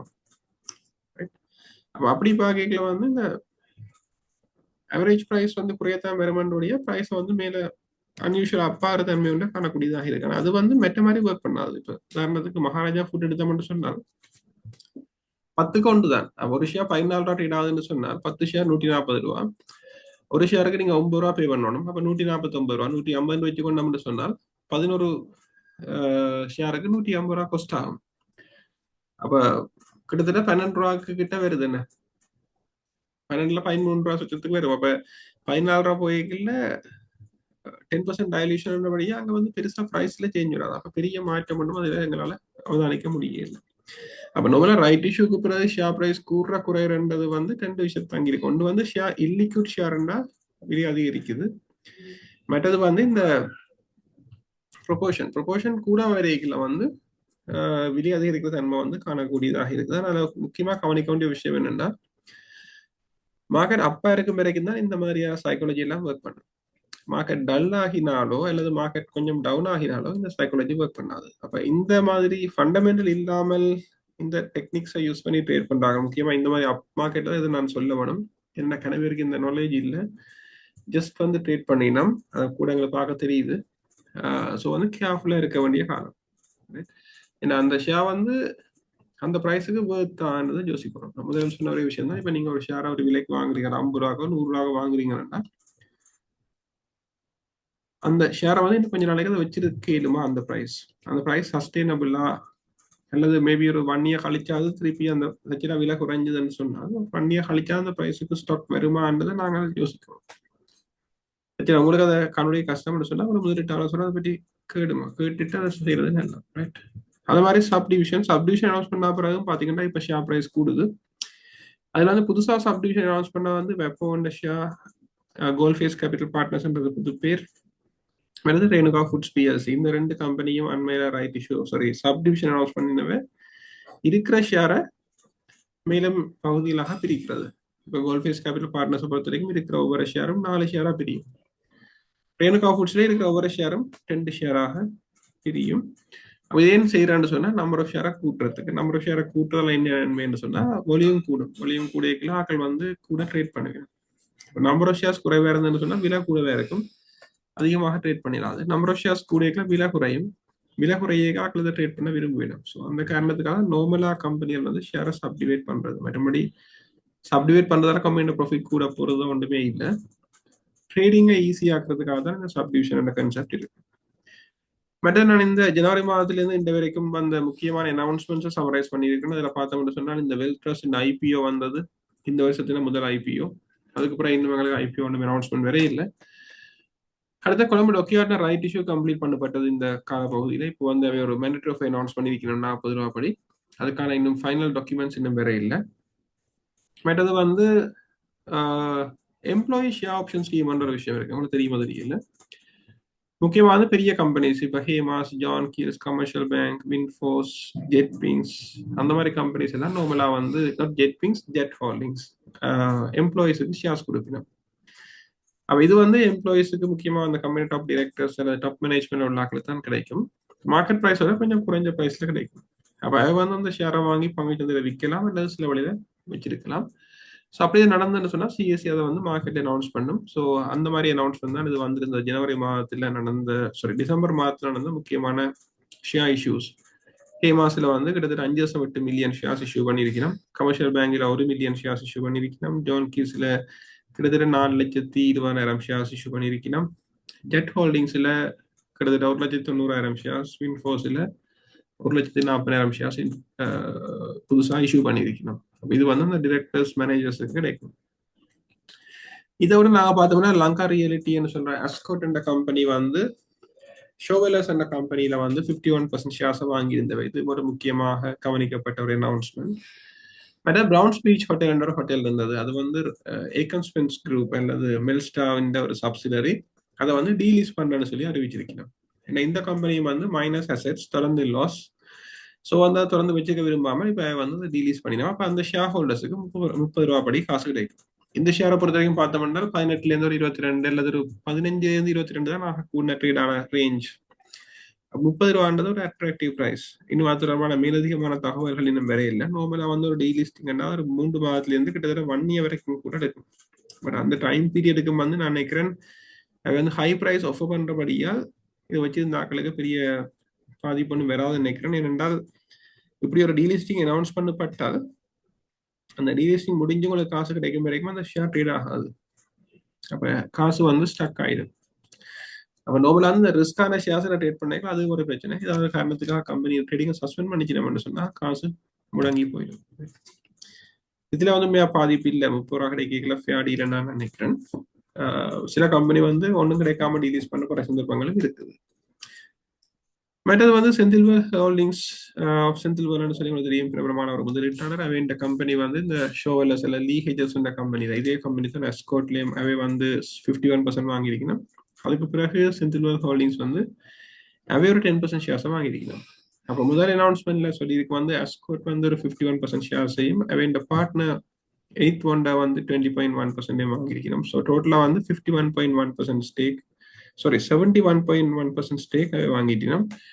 இன்னொரு 10% வந்து டாக்டர் செந்தில்வேல் வாங்கியிருக்கார். ஸோ டோட்டலாக வந்து பார்த்தோம்னு சொன்னால் 81.2% ஷேர்ஸ் வந்து இந்த 3 பேர் லீஹேஜஸ் சொல்ல சாரி எஸ்கோட் சொல்ல போற கம்பெனி, மற்றது 8th ஒன்டா, மற்ற செந்தில்வேல், இந்த 3 கம்பெனிக்கும் கண்ட்ரோலுக்குள்ள கிட்டத்தட்ட 80% ஷேர்ஸ் வந்து வந்துட்டு மிச்சம் வந்து 20% தான் மார்க்கெட்ல அவைலபிளா இருக்கு. ஸோ அது வந்து கிட்டத்தட்ட ஒரு இல்லிக்விடான சிச்சுவேஷனாக தான் நாங்கள் அமையுது. மற்றது வந்து பார்த்தோம்னா சன்ஷைன் வந்து ஒரு அனௌன்ஸ்மெண்ட் சொல்லியிருந்தது என்னன்னு சொன்னா scan exports Lanka private limited ஒரு கம்பெனியை வாங்க போறோம்னு சொல்லியிருக்கணும். இந்த கம்பெனி இலங்கையிலிருந்து வெளிநாடுகளுக்கு, முக்கியமாக யூரோப் மற்றது அமெரிக்காவுக்கு வந்து இந்த வாசனை திரவியங்கள் ஸ்பைசிஸை வந்து எக்ஸ்போர்ட் பண்ணிடும், தேங்காய் மெட்டல் ஸ்பைசிஸ். அப்போ சன்ஷைன் வந்து ஏற்கனவே அவே வந்து எக்ஸ்போர்ட் பிசினஸ்ல இருக்கிற கம்பெனி தேயிலை எக்ஸ்போர்ட் பண்ணினா, அப்போ இந்த கம்பெனி எக்வயர் பண்றது மூலமாக அந்த கம்பெனி ஏற்றுமதி செய்யற நாடுகளுக்கு அவைன்ற ப்ராடக்ட்ஸையும் ஏற்றுமதி செய்யலாம். அப்போ சன்ஷைன் பிசினஸ் எக்ஸ்பேண்ட் பண்ற மாதிரியான ஒரு அனௌன்ஸ்மெண்ட் தான் இதுல வந்திருந்தது. சாஃப்ட்லாஜிக் லைஃப் இன்சூரன்ஸ் வந்து ஒரு ஃபண்டோட அக்ரிமெண்டோட சைன் பண்ணியிருந்தவே என்ன சொன்னா நோ ஃபண்ட் ஃபின் ஃபண்ட் சொல்லி ஃபின்லாண்ட், நோவேஸ் இந்த ஃபண்ட்ஸ் ஒவ்வொரு ஃபண்ட்ல இருந்தும் $7.5 மில்லியன் வந்து கடனாக பெற்றுக்கொள்றதுக்கு, இதன் மூலமாக வேண்ட பேலன்ஸ் ஷீட்டை வந்து ஸ்ட்ராங் ஆக்கலாம் என்ற காரணத்துக்காக இந்த கடனை பெற்றுக்கொள்ளணும்னு சொல்லி அறிவிச்சிருந்தவர். அந்த ஃபண்ட் வந்து இன்னும் வந்ததா எனக்கு தெரியல. பட் இன்றைக்கு ரிசர்ச் வந்து நல்லா வந்திருக்கு. பட் நார்மலா வந்து ஃபண்ட் வந்தாலும் உடனே அது வந்து யூட்டிலைஸ் பண்ணப்படாது. ஸோ கம்பெனி வந்து நார்மலாகவே ஆப்ரேஷனலி ஸ்ட்ராங்காக பெர்ஃபார்ம் பண்ணி கொண்டிருக்கு. நார்மலாக சாஃப்ட்லாஜிக் குரூப் கம்பெனிஸில் ஓரளவுக்கு நல்லா பெர்ஃபார்ம் பண்ணி டிவிடெண்ட் கொடுக்க ஒரே ஒரு கம்பெனி இந்த சாஃப்ட்லாஜிக் லைஃப் இன்சூரன்ஸ் கம்பெனி மட்டும்தான். மற்றது நாங்கள் பார்த்தோம்னு சொல்லி சொன்னால் ஸ்லோன் பிரிண்டர்ஸ் என்று சொல்லி முந்தி சொல்லப்பட்டது இப்போ வந்து கேர்ன ஹவுஸ் என்ற பேர்ல இருக்குது. சிபிஆர்டி நினைக்க ஒரு 2000 ரூபாய் கிட்ட இப்போ ட்ரேட் ஆகுதுன்னு நினைக்கிறேன். நேற்றைக்கு ரிசல்ட்ஸ் வந்திருந்தது. நெட் அசெட் மைனஸ் 70-75 ரூபா மைனஸ் நினைக்கிறேன். இபிஎஸும் கூட லாஸ். அந்த கம்பெனி 2000 ரூபாய் ட்ரேட் ஆகுது. ஏன் ட்ரேட் ஆகுதுன்னு தெரியல. ஸோ அவை வந்து இப்போ என்னன்னு சொன்னா பிசினஸ் மாடல் முந்தைய பிரிண்டிங் கம்பெனி இப்போ வந்து பிசினஸ் மாடல் மாத்திருக்கணும். இப்போ என்ன செய்யணும்னு சொன்னா ப்ராப்பர்ட்டிஸை எடுத்து அந்த ப்ராப்பர்ட்டிஸை வந்து ரினோவேட் பண்ணி ரிஃபர்பிஷ் பண்ணி வந்து ஒரு ஆஃபீஸ் ஸ்பேஸ் மாதிரி, அதாவது யாரும் அந்த ஆஃபீஸ் தேவைன்னு சொன்னா நீங்க அந்த கம்பெனில வந்து அவங்களோட ஸ்பேஸ் ரெண்டுக்கு எடுத்து ஆப்ரேட் பண்ணலாம். அப்ப நீங்க நார்மலா வந்து ஆஃபீஸ் தேவைன்னு சொன்னா ஒரு வெறும் பில்டிங்கை ரெண்டுக்கு எடுத்து அதில் தளவாடங்கள் எல்லாம் போட்டு தான் யூஸ் பண்ண வேண்டியிருக்கும். இது ஒரு புது கான்செப்ட். அப்ப இதால வந்து மேபி அந்த ஷேர் பிரைஸ்ல வந்து அன்யூஷுவல் மூவ்மெண்ட்ஸ் இருக்கலாம். இன்னும் வந்து கம்பெனி பெரிய ப்ராஃபிட்டபிள் கட்டத்துக்கு வேற இல்லை. அப்ப இதுலயே வந்து அந்த அன்யூஷுவலா வந்து விலை கூடுறதுக்கு ஒரு இல்லிக்விட் ஷேர்ன்ற காரணம் வந்து இருக்கலாம். அது வந்து இல்லிக்விட்னு சொல்லி சொல்றது பெரிய அளவில் ஷேர்ஸ் அவைலபிளா இல்லை. ஒரு 10,000 ஷேர்ஸ் 1,00,000 ஷேர்ஸை உடனே வாங்கவும் இல்லாது விற்கவும் இல்லாது அங்கே அந்த அவ்வளவு வழியும் இருக்காது. அதை இல்லிக்விட்னு சொல்லி நாங்கள் சொல்லுவோம். நம்மளாம் வந்து ஸ்லோன் டொபேக்கோ கூட ஒரு இல்லிக்விட் ஷேர் தான். ஒரு அவசரத்துக்கு ஒரு 1,00,000 ஷேர் வாங்கவும் இல்லாது விற்கவும் இல்லாது வழியும் இருக்காது. மேடம் வந்து அம்பியன் கேபிட்டல்னு சொல்லப்படுற கம்பெனி இந்த ஹரிச்சந்திரா மில்ஸ் என்ற கம்பெனி இருக்கு. ஹரிச்சந்திரா மில்ஸ்ல வந்து ஏற்கனவே ஹெலிஸ் 40,000 ஷேர்ஸை வாங்கிக்கலாம். அதுக்கப்புறம் இவன் வந்து இப்ப என்ன சொல்லியிருக்கிறான், அவன் வந்து 50 ஷேர்ஸை வாங்குறதுக்கு ஒரு குறிப்பிட்ட முதலீட்டாளர்களோட ஒரு ஒப்பந்தத்துக்கு வந்திருக்கணும் சொல்லியிருக்கணும். அது தொடர்பான விலை சம்பந்தமான விஷயங்கள் இன்னும் சொல்லப்பட இல்லை. ஆனா இதுல ஒரு தெளிவாக ஒரு விஷயம் சொல்லினோம் என்னன்னு சொன்னா, இந்த அம்பியன் கேபிட்டல் வந்து ஹரிச்சந்திரா மில்ல ஒரு வாலண்டரி ஆஃபரின் மூலமாகத்தான் வாங்க போகுது. வாலண்டரி ஆஃபர்ன்னு சொன்னா இப்ப உங்களுக்கு உதாரணத்துக்கு சொல்லணும்னு சொன்னா ஈஸியான உதாரணம் வந்து அசோசியேட்டட் மோட்டார் ஃபைனான்ஸ் என்ற கம்பெனி இருந்தது. அந்த கம்பெனி ஷேர்ஸை வந்து எல்பி ஃபினான்ஸ் வந்து 50 ரூபா அப்படிதான் வாங்கினாங்க. அப்ப ஷேர் பிரைஸ் வந்து 60-70 ரூபா ட்ரேட் ஆகி கொண்டு கேட்கல 50 ரூபாய்க்கு ஒரு வாலண்டரி ஆஃபரா கொடுத்து வாங்கினாங்க. அந்த வாலண்டரி ஆஃபரை வந்து AMF associated motor finance major shareholders accept பண்ணினபடியால் அந்த கம்பெனி இப்ப எல்பி ஃபினான்ஸ் துணை நிறுவனமாக மாறிட்டு. இது வந்து கிட்டத்தட்ட அதே ஒரு மெத்தட்ல தான் நடக்கும்னு நான் எதிர்பார்க்கிறேன். இன்னும் ஒபிஷியலாக இந்த தகவலும் இல்லை. இந்த ஹரிச்சந்திரா மில்லு வந்து இப்ப அம்பியன் கேபிட்டல் ஒரு ஆஃபர் கொடுக்கும், ஒரு வாலண்டரி ஆஃபர். அந்த ஆஃபர் எல்லாருக்கும் கிடைக்கும், மார்க்கெட்ல உள்ள எல்லாருக்கும் கிடைக்கும். அது பொதுவாக வந்து மார்க்கெட் பிரைஸ்ல குறைவாக வர்றதுக்கான வாய்ப்புகள் தான் கூட. ஆனா இன்னும் உத்தியோகபூர்வமான தகவல் இதை வெயிட் பண்ணி தான் பார்க்க வேணும். ஏன்னா மார்க்கெட்டோட கூடின பிரைஸ் சொன்னால் ஏற்கனவே டிரான்சாக்ஷன் நடந்திருக்கலாம். ஏன்னா உங்களுக்கு ஸ்டாக் மார்க்கெட்ல முதலீட்டாளர் முறையில் நீங்க ஒரு விஷயம் தெரிஞ்சு கொள்ளணும் என்னன்னா, மார்க்கெட்ல இந்த க்ரோசிங் சண்டி இருக்குது. நீங்க நார்மலா கேள்விப்பட்டிருப்பீங்க, பார்த்துருப்பீங்க. நார்மல் போர்ட்ல நடக்கிற டிரான்சாக்ஷன் உங்களுக்கு தெரியும், அங்க பயஸ் உரிப்பினம் செலஸ் உரிப்பினம் அதை பார்த்து தான் நாங்கள் வாங்குவோம் அல்லது விற்போம். க்ரோசிங்ல அப்படி இருக்காது. ரெண்டு முதலீட்டாளர் வந்து அவைக்கு விருப்பமான மாதிரி கதைச்சு பேசி ஷேரை டிரான்ஸ்ஃபர் பண்ணலாம். ஆனா அங்க ஒரு ரூல் ஒன்று இருக்குது. ஒரு ஒரு குறிப்பிட்ட நாள்ல க்ளோசிங் பிரைஸ் ஒன்று இருக்கு தானே, அந்த க்ளோசிங் பிரைஸை விட எவ்வளவு கூடிய விலைக்கும் ஷேரை ட்ரேட் பண்ணலாம். அதாவது ஒரு ஷேர் 100 ரூபாய்க்கு க்ளோஸ் பண்ணப்பட்டு இருந்தால் 1000 ரூபாய்க்கு கூட க்ளோசிங் செய்யலாம், ஒரு பிரச்சனையும் இல்லை. ஆனா கீழே வந்து 5% தான் குறைக்கலாம். அதாவது 100 ரூபாய்க்கு ரேட்டைக்கு க்ளோஸ் பண்ணப்பட்டிருந்தா இன்றைக்கு 95 ரூபாய்க்கு குறைஞ்ச விலைக்கு க்ளோசிங் செய்ய முடியாது. அப்படி ஒரு ரூல் வந்து இருக்குது. அப்ப அந்த காரணத்தால இந்த கம்பெனி வந்து இப்ப மார்க்கெட் பிரைஸோட கூடின பிரைஸுக்கு இந்த டீலை அக்ரி பண்ணியிருந்தீங்கன்னு சொன்னால் இது வரைக்கும் நடந்திருக்கலாம், இன்னும் நடக்கல. ஸோ வந்து ஹையர் சான்ஸ் வந்து குறைஞ்ச விலைக்கு ட்ரேட் நடக்கிறதுக்கான வாய்ப்பு இருக்குது. அப்ப என்னன்னா ஆஃபரா கொடுப்பினா அந்த ஆஃபரை வந்து அந்த 51% ஷேர் ஹோல்டர்ஸ் அக்செப்ட் பண்ணுறதுக்கான வாய்ப்பு இருக்கு. ஹேலிஸ் வந்து அண்மையில 3,300 ரூபாய்க்கு தான் இந்த ஷேரை வாங்கினவன். ஹேலிஸ் இந்த ஷேரை வாங்கின பிறகுதான் ஷேர் பிரைஸ் வந்து மார்க்கெட்ல கூடினது. அது வரைக்கும் ஹரிச்சந்திரனோட விலை வந்து குறைவா தான் இருந்தது. அடுத்த என்ன சொன்ன வந்து டெஸ்ட் அக்ரோ வந்து சொல்லியிருந்தேன் வந்து என்னன்னா, அவை வந்து ஒரு டிபெஞ்சர் இஷ்யூ ஒன்றையும் அறிவிச்சு அந்த டிபெஞ்சருக்கு மேலதிகமாக ஒரு வாரண்ட் இஷ்யூ ஒன்றும் செய்யற மாதிரி சொல்லியிருந்தவன். இந்த announcement very clear point out இருந்தது, அன்செக்யூர் டிபெஞ்சர்ஸ் மட்டும்தான் சொல்லியிருந்தவன், லிஸ்டட் சொல்லல. நார்மலா டிபெஞ்சர்ஸ் வந்து லிஸ்ட் பண்ணப்பட்டா தான் நீங்க அதை ட்ரேட் பண்ணலாம். இல்லாட்டி வந்து அன்செக்யூர் டிபெஞ்சரை ஜஸ்ட் இஷ்யூ பண்ணினா அந்த டிபெஞ்சரை வந்து பிறகு அவசரத்துக்கு காசாக்க இயலாது, இன்னொரு நாளுக்கு கைமாற்ற இயலாது, அப்படி பிரச்சனை ஒன்று இருக்கு. ஸோ இந்த அனௌன்ஸ்மெண்ட் வரைக்கும் அது கொஞ்சம் தெளிவில்லாமல் நிலைமையிலான இருந்தது. பிறகு வந்து இப்ப இந்த கிழமை வந்து சொல்லியிருக்கணும் வந்து அந்த டிபெஞ்சர் இஷ்யூ அந்த அறிவித்துல வந்து கைவிட்டுட்டு ஒரு பிரைவேட் பிளேஸ்மெண்ட் செய்யப்படணும்னு சொல்லியிருக்கேன். அப்படி நான் இன்னைக்கு சொல்றேன். அதோட கென்யாவில் வந்து இந்த ஹேமாஸ் ஹோல்டிங்ஸ் ஒரு கம்பெனி அக்வயர் பண்ணிட்டு ஏற்கனவே சொல்லியிருந்தவன். இப்போ வந்து லேட்டஸ்டா இந்த மாத கடைசியில ஜனவரி மாத கடைசியில சொல்லியிருந்தவன் என்னன்னு சொன்னால், கென்யாவில் இருக்கிற அதிகாரிகள் வந்து இந்த கொள்ளளவுக்கு வந்து அனுமதி கொடுத்திருக்கிறோம். அதாவது வந்து ஹேமாஸ் கென்யாவில் இருக்கிற ஒரு எஃப்எம்சிஜி சம்பந்தப்பட்ட கம்பெனி வந்து வாங்குறதுக்கு அந்த நாட்டு அதிகாரிகள் அனுமதிச்சிருக்கணும். இலங்கையின் மத்திய வங்கியும் இலங்கை அதிகாரிகளும் இதை வாங்குறதுக்கு அனுமதிக்கணும். ஏன்னா இலங்கையிலிருந்து வெளிநாட்டுல கொண்டே முதலீடு செய்யறதுக்கு இலங்கையின் மத்திய வங்கியின் அனுமதி வேணும்.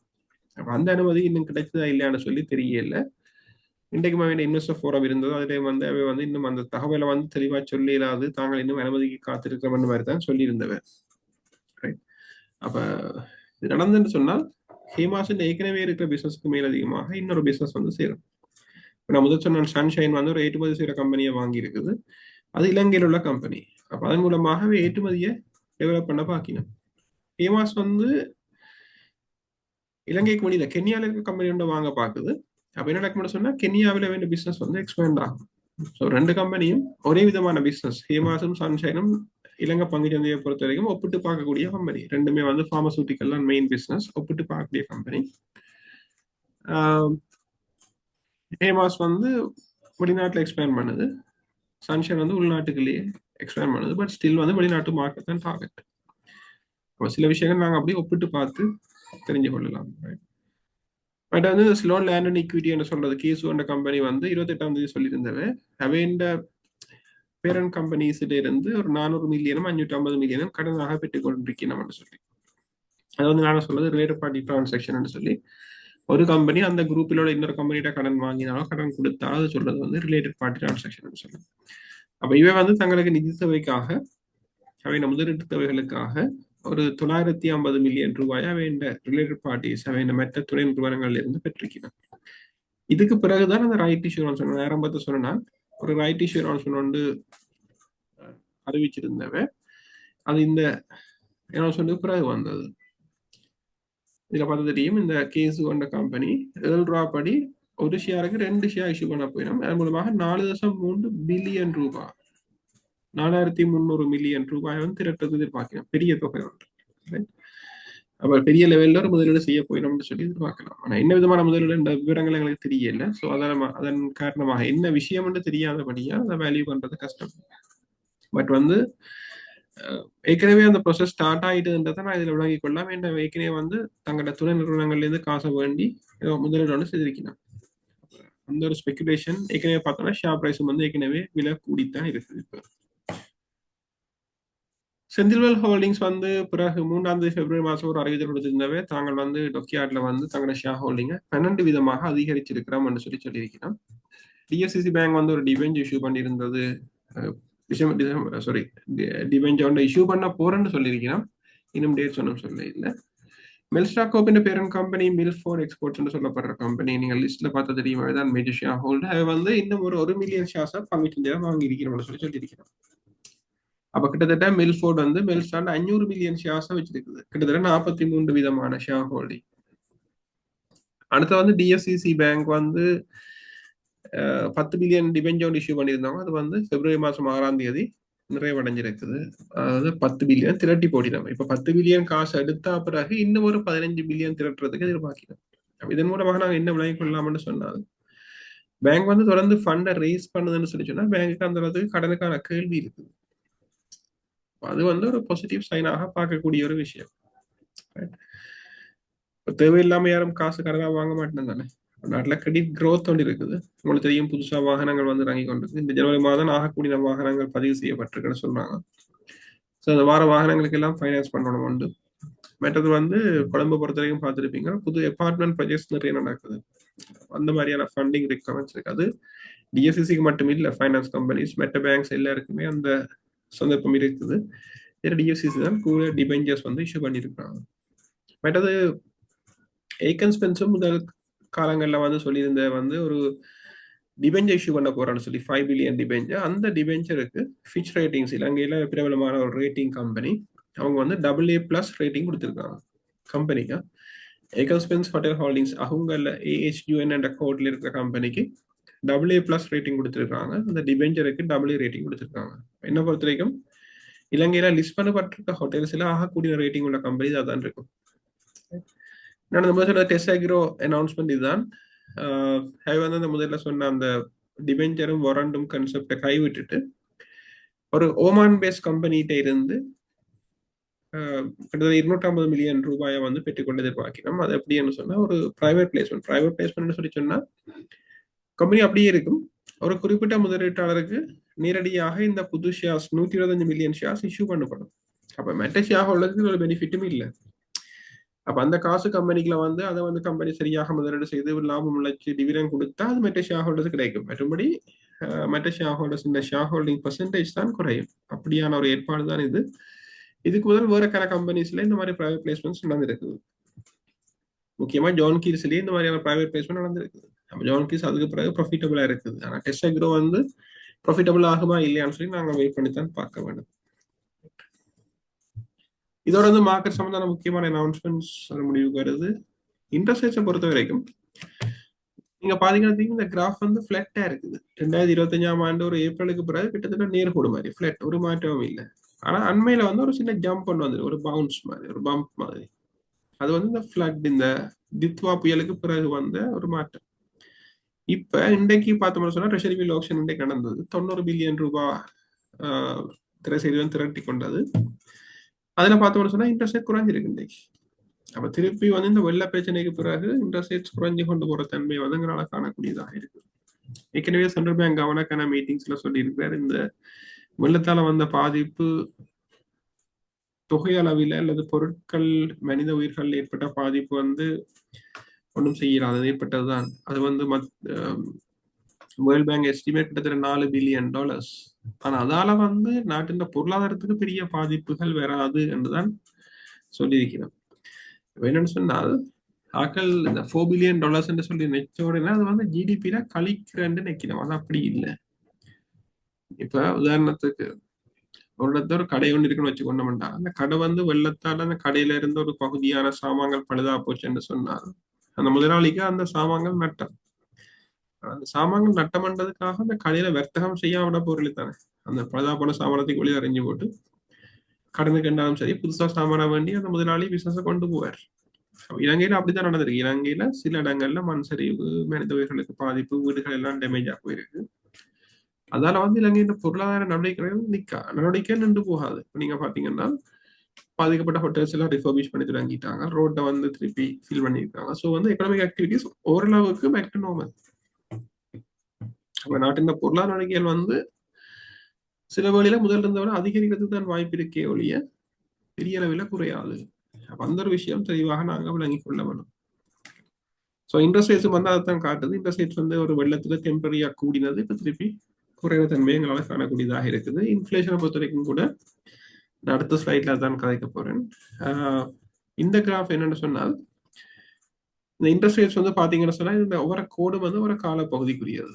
இந்த கீழே ப்ளூ கலர்ல உள்ளது ஜூன் மாசம், பிறகு அக்டோபர் மாதம் ரெட் கலர்ல, இந்த ஜெல்லோ கலர்ல உள்ளது வந்து அல்லது இந்த ப்ரௌன் கலர்ல உள்ளது வந்து ஜனவரி மாசம், கிரீன்ல உள்ளது இப்ப. அப்ப ஜனவரி மாதம் இருந்ததை விட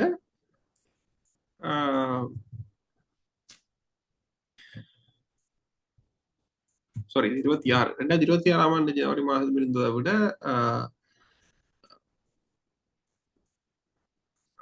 ரெட் கலரை உள்ளது வந்து அக்டோபர் 2025. ரெட் கலரை விட ஜனவரி கூட, அதாவது வந்து அக்டோபர் வந்து வெள்ளத்துக்கு முதல் இருந்த காலப்போது ரெட் கலர். அப்ப வெள்ளம் வர முதல்ல இன்ட்ரெஸ்ட் குறைவா இருந்தது. ஜனவரி 2026ஆம் ஆண்டு தான் இந்த ப்ரௌன் கலர் லைன் உங்களுக்கு பார்க்க தெரியுது, ஒரு இன்ட்ரெஸ்ட் கூடிய தன்மை ஒன்று இருக்குது. இது போன கிழமை 5ஆம் தேதி பிப்ரவரி வரைக்கும் உள்ள ரேட்ஸை பார்க்க அதே விட கூடி இருக்குது. ஆனா இன்றைக்கு ட்ரெஷரி பில் ரேட்ஸ் வந்து இன்றைக்கு குறைஞ்சிருக்கு. போன புதன்கிழமை இன்ட்ரெஸ்ட் ரேட்ஸ் வந்து குறைஞ்சது. இப்போ நார்மலா வந்து நாங்கள் அடுத்தடுத்த வாரங்கள்ல இந்த செகண்டரி மார்க்கெட் இன்ட்ரெஸ்ட் ரேட்ஸ் குறையும் என்று சொல்லி எதிர்பார்க்கலாம். அடுத்த விஷயம் வந்து AWPLR சொல்லி சொல்லுவோம். AWPLR வந்து நார்மலா வந்து நாங்கள் இந்த கடன்களை தீர்மானிக்கிறதுக்கு, கடன்கள வட்டி வீதம் தீர்மானிக்கிறதுக்கு வங்கிகளால் பயன்படுத்தப்படுற ஒரு ரேட். இப்போ நீங்க நார்மலா வந்து ஒரு வாகனம் இருக்கலாம் அல்லது வீடா இருக்கலாம், லோனுக்கு பேங்க்கு போனீங்கன்னா சொல்லுவாங்க ஃப்ளோட்டிங் ரேட்னு சொல்லி. ஃப்ளோட்டிங் ரேட் எப்படி என்று சொன்னா AWPLR பிளஸ் 2.5% சும்மா ஜஸ்ட் சொல்லுவாங்க. அது என்னன்னு சொன்னா இதுதான். அது AWPLR சொல்றது இலங்கையில ஒவ்வொரு கிழமையிலே தீர்மானிக்கப்படும். இலங்கையில் இருக்கிற வர்த்தக வங்கிகள் வேண்டிய முக்கியமான கிளையன்ஸுக்கு கொடுத்த வட்டி வீதத்தின் சராசரி தான் இந்த AWPLR. அப்ப இதை பேஸ் பண்ணி கொண்டுதான் நார்மலா வங்கிகள் வந்து நார்மல் கிளையன்ஸுக்கு லோன் கொடுக்கும். அது வந்து நார்மலா 2% அல்லது 2.5% இதை விட கூடமாக இருக்கும். அப்ப கிட்டத்தட்ட 9.3 சொன்னா 2.5% கூட்டன்னு சொன்னா 11.8%, 12% மாதிரி வரும். நார்மலாண்டே பாத்தீங்கன்னா ஹவுசிங் லோன்ஸ் வந்து 11 to 12% தான் நார்மலான பேங்க்ஸ் வந்து கொடுத்து கொண்டிருக்கிறோம். இதனால இன்ஃபிளேஷனை பொறுத்த வரைக்கும் ஒரு அதிகரிப்பு ஒன்று இருக்குது. முக்கியமா இந்த வெள்ளத்துக்கு பிறகு பாத்தீங்கன்னா மரக்கறிகள்ல விலை கூடினது இப்ப கொஞ்சம் குறைஞ்ச தன்மையை அவதானிக்கக்கூடிய மாதிரி இருக்குது. பொருட்கள் விலை கொஞ்சம் கூடினது இப்ப வந்து ஓரளவுக்கு பேக் டு நார்மல். அப்ப இன்ஃபிளேஷன் வந்து பெருசாக அதிகரிக்கிறதுக்கான வாய்ப்புகள் இல்லை. இந்த மட்டத்திலே கொஞ்சம் கொஞ்சமாக அதிகரிக்கும்னு சொல்லி எதிர்பார்க்கலாம். வேண்டாம், சென்ட்ரல் பேங்க் வந்து 5% அளவுக்கு அதிகரிக்க வேணும்னு எதிர்பார்க்கணும். 2வது காலாண்டில், 2வது அரை ஆண்டில், அதாவது இந்த வருஷம் ஜூனுக்கு பிறகு இன்ட்ரெஸ்ட் ரேட்ஸ் வந்து இந்த 5% அளவுக்கு அதிகரிக்கும்னு சொல்லி மத்திய வங்கி எதிர்பார்க்குது. இந்த ப்ரொஜெக்ஷன் தான் இதில் காட்டியிருக்கிறோம். இந்த கிரீன் கலர்ல வந்து இந்த டார்க் கிரீன்ல காட்டியிருக்கிறது அந்த சாத்தியமான தன்மை கொஞ்சமாக இந்த டொட்டட் லைன் கிட்ட வரணும் தான் நான் எதிர்பார்ப்பேன் 5%. இன்னும் அந்த மட்டத்துக்கு போக இல்லை, பட் கொஞ்சம் கொஞ்சமாக இன்ஃபிளேஷன் அதிகரிக்கும் என்று சொல்லி எதிர்பார்க்கிறோம். பெரிய அதிகரிப்பு வர்றதுக்கான வாய்ப்புகள் குறைவு.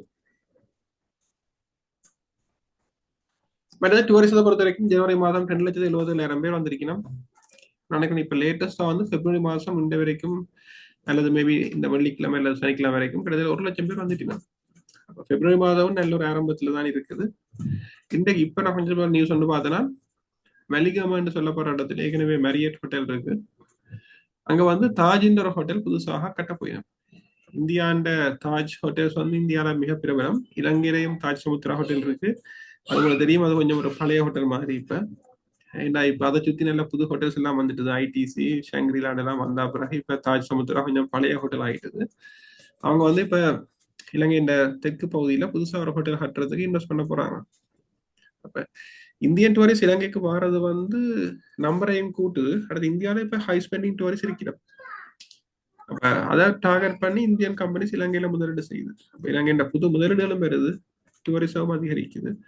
டூரிசம் மூலமாக புது புது வர்த்தக வாய்ப்புகள் வந்து நாட்டில் உருவாகுது. நீங்க கீழே கிராஃப்ல பார்க்கலாம், 2011 இருந்து டூரிசம் எவ்வளவு பேர் வந்திருக்கிறோம்ன்றது டார்க் ப்ளூல காட்டி இருக்குது.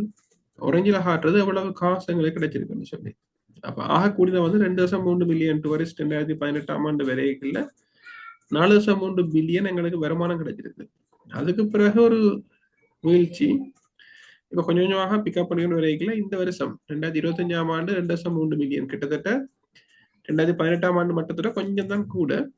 ஆனால் வருமானம் குறைஞ்சிருக்கு. வருமானம் குறைஞ்சதுக்கு முக்கியமான காரணம் வந்து இவங்க சொல்லலாம் சராசரி ஒரு டூரிஸ்ட் ஸ்பெண்ட் பண்ற காசு வந்து குறைஞ்சிருக்குன்னு சொல்லி. அப்ப அது வந்து எங்களை பொறுத்த வரைக்கும் நம்பர் 2 பார்க்க கொஞ்சம் ஒரு நெகட்டிவாக இருந்தாலும் என்ன பொறுத்த வரைக்கும் நாங்கள் முதல்ல 2021-22 இருந்த நிலைமையில் ஒப்படைக்கல. இது வந்து ஒரு ஆரோக்கிய நிலைமையா தான் பார்க்கணும். அடுத்த இப்ப உலகளாவிய ரீதியில வந்து 2018 இருந்த மனநிலையில இப்ப மக்கள் இல்லை. முக்கியமா இந்த ட்ரம்ப் டாக்ஸ் பிரச்சனையும் அதுல எல்லாம் வந்து மாறினா பிறகு ஆக்களோட ஸ்பெண்டிங் அபிலிட்டி இன்கம் வந்து குறைஞ்சிருக்கு. அப்ப அதால வந்து இப்ப நாங்கள் ஒரு புது மார்க்கெட்டுக்கு நாங்கள் எங்களை அடாப்ட் பண்ணோம். ஜஸ்ட் வந்து நம்பர்ஸை மட்டும் வச்சுக்கொண்டு கதைக்கிறது அவ்வளவு நல்லா இருக்காது. அப்ப நாங்கள் இதுல முதல்ல 4.3 பில்லியன் இருந்தது, இப்ப 3.2 தான் இருக்குன்றது வந்து ஒரு நெகட்டிவான விஷயமாக பார்க்க தேவையில்லை. எங்களை பொறுத்த வரைக்கும் எல்லாமே ஒரு எஸ்டிமேட்ஸ் தான் உண்டு. முதலாவது விஷயம். அடுத்த விஷயம் வந்து நாங்கள் பார்க்கணும் எங்கள் எக்கனாமியை எப்படி நாங்கள் ஸ்டெபிலைஸ் பண்ணலாம், எப்படி க்ரோ பண்ணலாம்னு சொல்லி. அப்படி பார்க்க வந்து டூரிஸ்ட் வாரதுதான் எங்களுக்கு முதல் முக்கியமான விஷயம். அதே நேரத்தில் இப்ப நாங்கள் ஹை ஸ்பெண்டிங் இந்த டூரிஸ்டுக்குள்ள அதிகமாக செலவழிக்கக்கூடிய டூரிசம் தெரியணும். அவையே வந்து நாங்கள் எப்படி கூட்டிக் கொள்ளலாம்ன்றதான் பார்க்கணும். அதுக்கான நடவடிக்கைகள் வந்து நடக்குதுன்னு நான் நினைக்கிறேன். புது ரீக்ரியேஷனல் ஆக்டிவிட்டிஸ் ட்ரை பண்ணிடலாம். பண்மையில பார்த்தேன்னு இந்த பேச ஞாபகம் இல்லை, ஜம்ப் பண்ற சிஸ்டம் தான் வந்து சில அமெச்சூர் ஸ்போர்ட்ஸ் அந்த மாதிரியான ஆக்டிவிட்டிஸ் வந்து இப்ப புதுசா பிளான் பண்ணினேன். புது ஹோட்டல்ஸ் வருது, புது ஆக்டிவிட்டிஸ் வரைக்கும் அந்த மாதிரியான டூரிஸ்ட் வந்து டார்கெட் பண்ணலாம். அப்ப அந்த நேரத்துல எங்களுக்கு வந்து வருமானம் அதிகரிக்கும்னு சொல்லி நாங்கள் வந்து எதிர்பார்க்கலாம். 2026 இந்த இந்த நம்பர் வந்து புள்ளிய நினைக்கிறேன். 5 மில்லியன் டூரிஸ்ட் எங்களுக்கு வந்து 2.3 மில்லியன் டூரிஸ்ட் வந்து வந்திருக்கணும் 2025 இந்த வருஷம் 3 மில்லியன் டூரிஸ்ட் தான் இந்த வருஷம் டார்கெட் பண்ணப்படுது. ஓரளவுக்கு சாத்தியமான டார்கெட்டா தான் எதிர்பார்க்கப்படுது. இன்கம் வந்து தான் பிரச்சனை. இன்கம் வந்து என்ன மாதிரி இருக்குன்னு சொல்லி நாங்கள் வெயிட் பண்ணி தான் பார்க்க வேண்டியிருக்கோம். இப்போதைக்கு ஹெட் கவுண்ட்ஸ் 3 மில்லியன் டூரிஸ்ட் வரைக்கும் எங்களுக்கு ஏர்லைன்ஸ் கூட வரும், அதுலேயும் எங்களுக்கு இன்கம் வரும் நாட்டுக்கு. ஸோ வந்து ஓவரலா வந்து ஒரு பாசிட்டிவான விஷயமாக பார்க்கப்படுது. மற்றது எக்ஸ்போர்ட் இம்போர்ட்டை பொறுத்த வரைக்கும் ஜனவரி டேட்டா கிடைக்கல. டிசம்பர் வரைக்கும் பார்த்தோம்னு சொன்னா டிசம்பர்ல எங்களுக்கு வந்து ட்ரேட் டெபிசிட் வந்து கூடி இருக்குது. அது வந்து வர்த்தக மீதி இம்போர்ட்ஸ் வந்து கூடி இருக்குது. 2.1 பில்லியனுக்கு இம்போர்ட்ஸ் கூடி இருக்கு. முக்கியமான சீசனல் எஃபெக்ட் ஆகும் இருக்கலாம். மற்றது வந்து வெஹிக்கிள்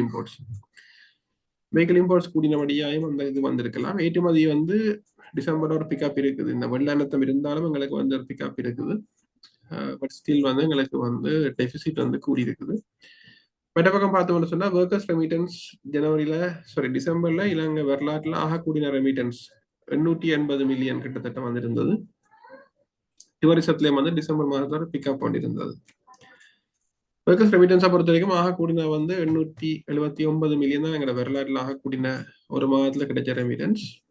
இந்த மாசம் ஜனவரி மாசம் 750 மில்லியன் கிடைச்சிருக்கு. அந்த 750 மில்லியன் கூட இந்த நினைக்கிறேன் 813 மில்லியன் இதுல கிடைச்சிருக்கு எங்களுக்கு 2020 டிசம்பர்ல. அதுக்கப்புறம் 819 ஆகக்கூடியது மேபி இது தேர்ட் ஹேஸா இருக்கும். $751 மில்லியன். அப்ப நல்ல ஒரு வருமானம் வந்து கொண்டு இருக்குது. வெளிநாட்டுல வேலை செய்கிற ஆட்கள் இலங்கைக்கு காசு அனுப்புறதுக்கு கன ரீசன் இருக்கலாம். ஒன்று வந்து ப்ராப்பர்ட்டி வாங்குறதும் ஒரு முக்கியமான விஷயமாக இருக்கும்னு நினைக்கிறேன். நான் வந்து அந்த செக்டர்ல உள்ள கூட கேட்கல தெரிஞ்ச ஒரு விஷயம் கூட வெளிநாட்டுல இருக்கிற இலங்கை ஆட்கள் அல்லது வெளிநாட்டுல வேலை செய்கிற ஆட்கள் இலங்கை ப்ராப்பர்ட்டிஸ்ல முதலீடு செய்யலாம். லேண்டை வாங்குறதா இருக்கலாம், அபார்ட்மெண்ட்ஸ் வாங்குறதா இருக்கலாம், அதுல வந்து முதலீடு செய்யலாம். ஸோ அதுக்கு வந்து எங்களுக்கு இந்த ரெமிட்டன்ஸ் மூலமாக காசு உள்ளுக்கு வர வாய்ப்பு இருக்கு. அடுத்தது வாகனங்கள்லையும் முதலீடு செய்யணும். அவன் பேரண்ட்ஸுக்கோ அல்லது உறவினர்களுக்கோ வாகனம் வாங்கி கொடுக்குற மாதிரியான வேலைகள் நடக்குது. ஸோ அந்த சைட்லயும் எங்களுக்கு வந்து இந்த ரெமிட்டன்ஸ் அதிகரிக்கிறதுக்கு ஒரு காரணமாக இருக்கலாம். மற்றது இப்ப கூட பேர் வெளிநாடு போயிருக்கிறபடியா அந்த சைட்லயும் வந்து வருமானம் வருது. அப்ப ஒன்று வந்து பங்குச்சந்தையை பொறுத்த வரைக்கும் கன்ஸ்ட்ரக்ஷன் கட்டுமான தொழில்துறைக்கு இது ஒரு சாதகமான விஷயம். ரெமிட்டன்ஸ் கூட வேற இருக்குல்ல. இப்ப நாங்க மிடில் ஈஸ்ட்ல போய் வேலை செய்யறாங்கள பார்த்தோம்னா கூட அவையும் வந்து கூடுதலாக நாட்டுல வீட்டை திருத்துறதோ வீடு கட்டுறதோ அந்த மாதிரியான காரணத்துக்காக கூட வெளிநாட்டுக்கு வேலைக்கு போயிடலாம். அப்ப அதிலே வந்து வர ரெமிட்டன்ஸ் வந்து அந்த பகுதியில முதலீடு செய்யப்பட்டால் கன்ஸ்ட்ரக்ஷன் ஆக்டிவிட்டிஸ் கூடும். அப்ப அதோட சம்பந்தப்பட்ட பிசினஸ் எல்லாத்துக்கும் ஒரு சாதகமான விஷயம். அடுத்தது வெஹிக்கிள் இம்போர்ட்ஸை பொறுத்த வரைக்கும் வெஹிக்கிள் இம்போர்ட் பண்ற சர்வீஸ் பண்ற ஃபியூவல் எல்லாமே வந்து அதிகரிக்கிறதுக்கான வாய்ப்புகள் இருக்குது. அதே மாதிரி புது வேலை வாய்ப்புகள் பாத்தீங்கன்னா இப்ப சார்ஜிங் பாயிண்ட் போடுறது ஒரு புது பிசினஸ். கூட எலக்ட்ரிக் வெஹிக்கிள்ஸ் வருது. அப்ப அதோட வந்து ஒரு புது விதமான வர்த்தக வாய்ப்புகள் வந்து உருவாகுது. ஸோ அதெல்லாம் வந்து பாசிட்டிவ் எக்கனாமிக் ட்ரெண்ட்ஸா நாங்க பார்க்கலாம்.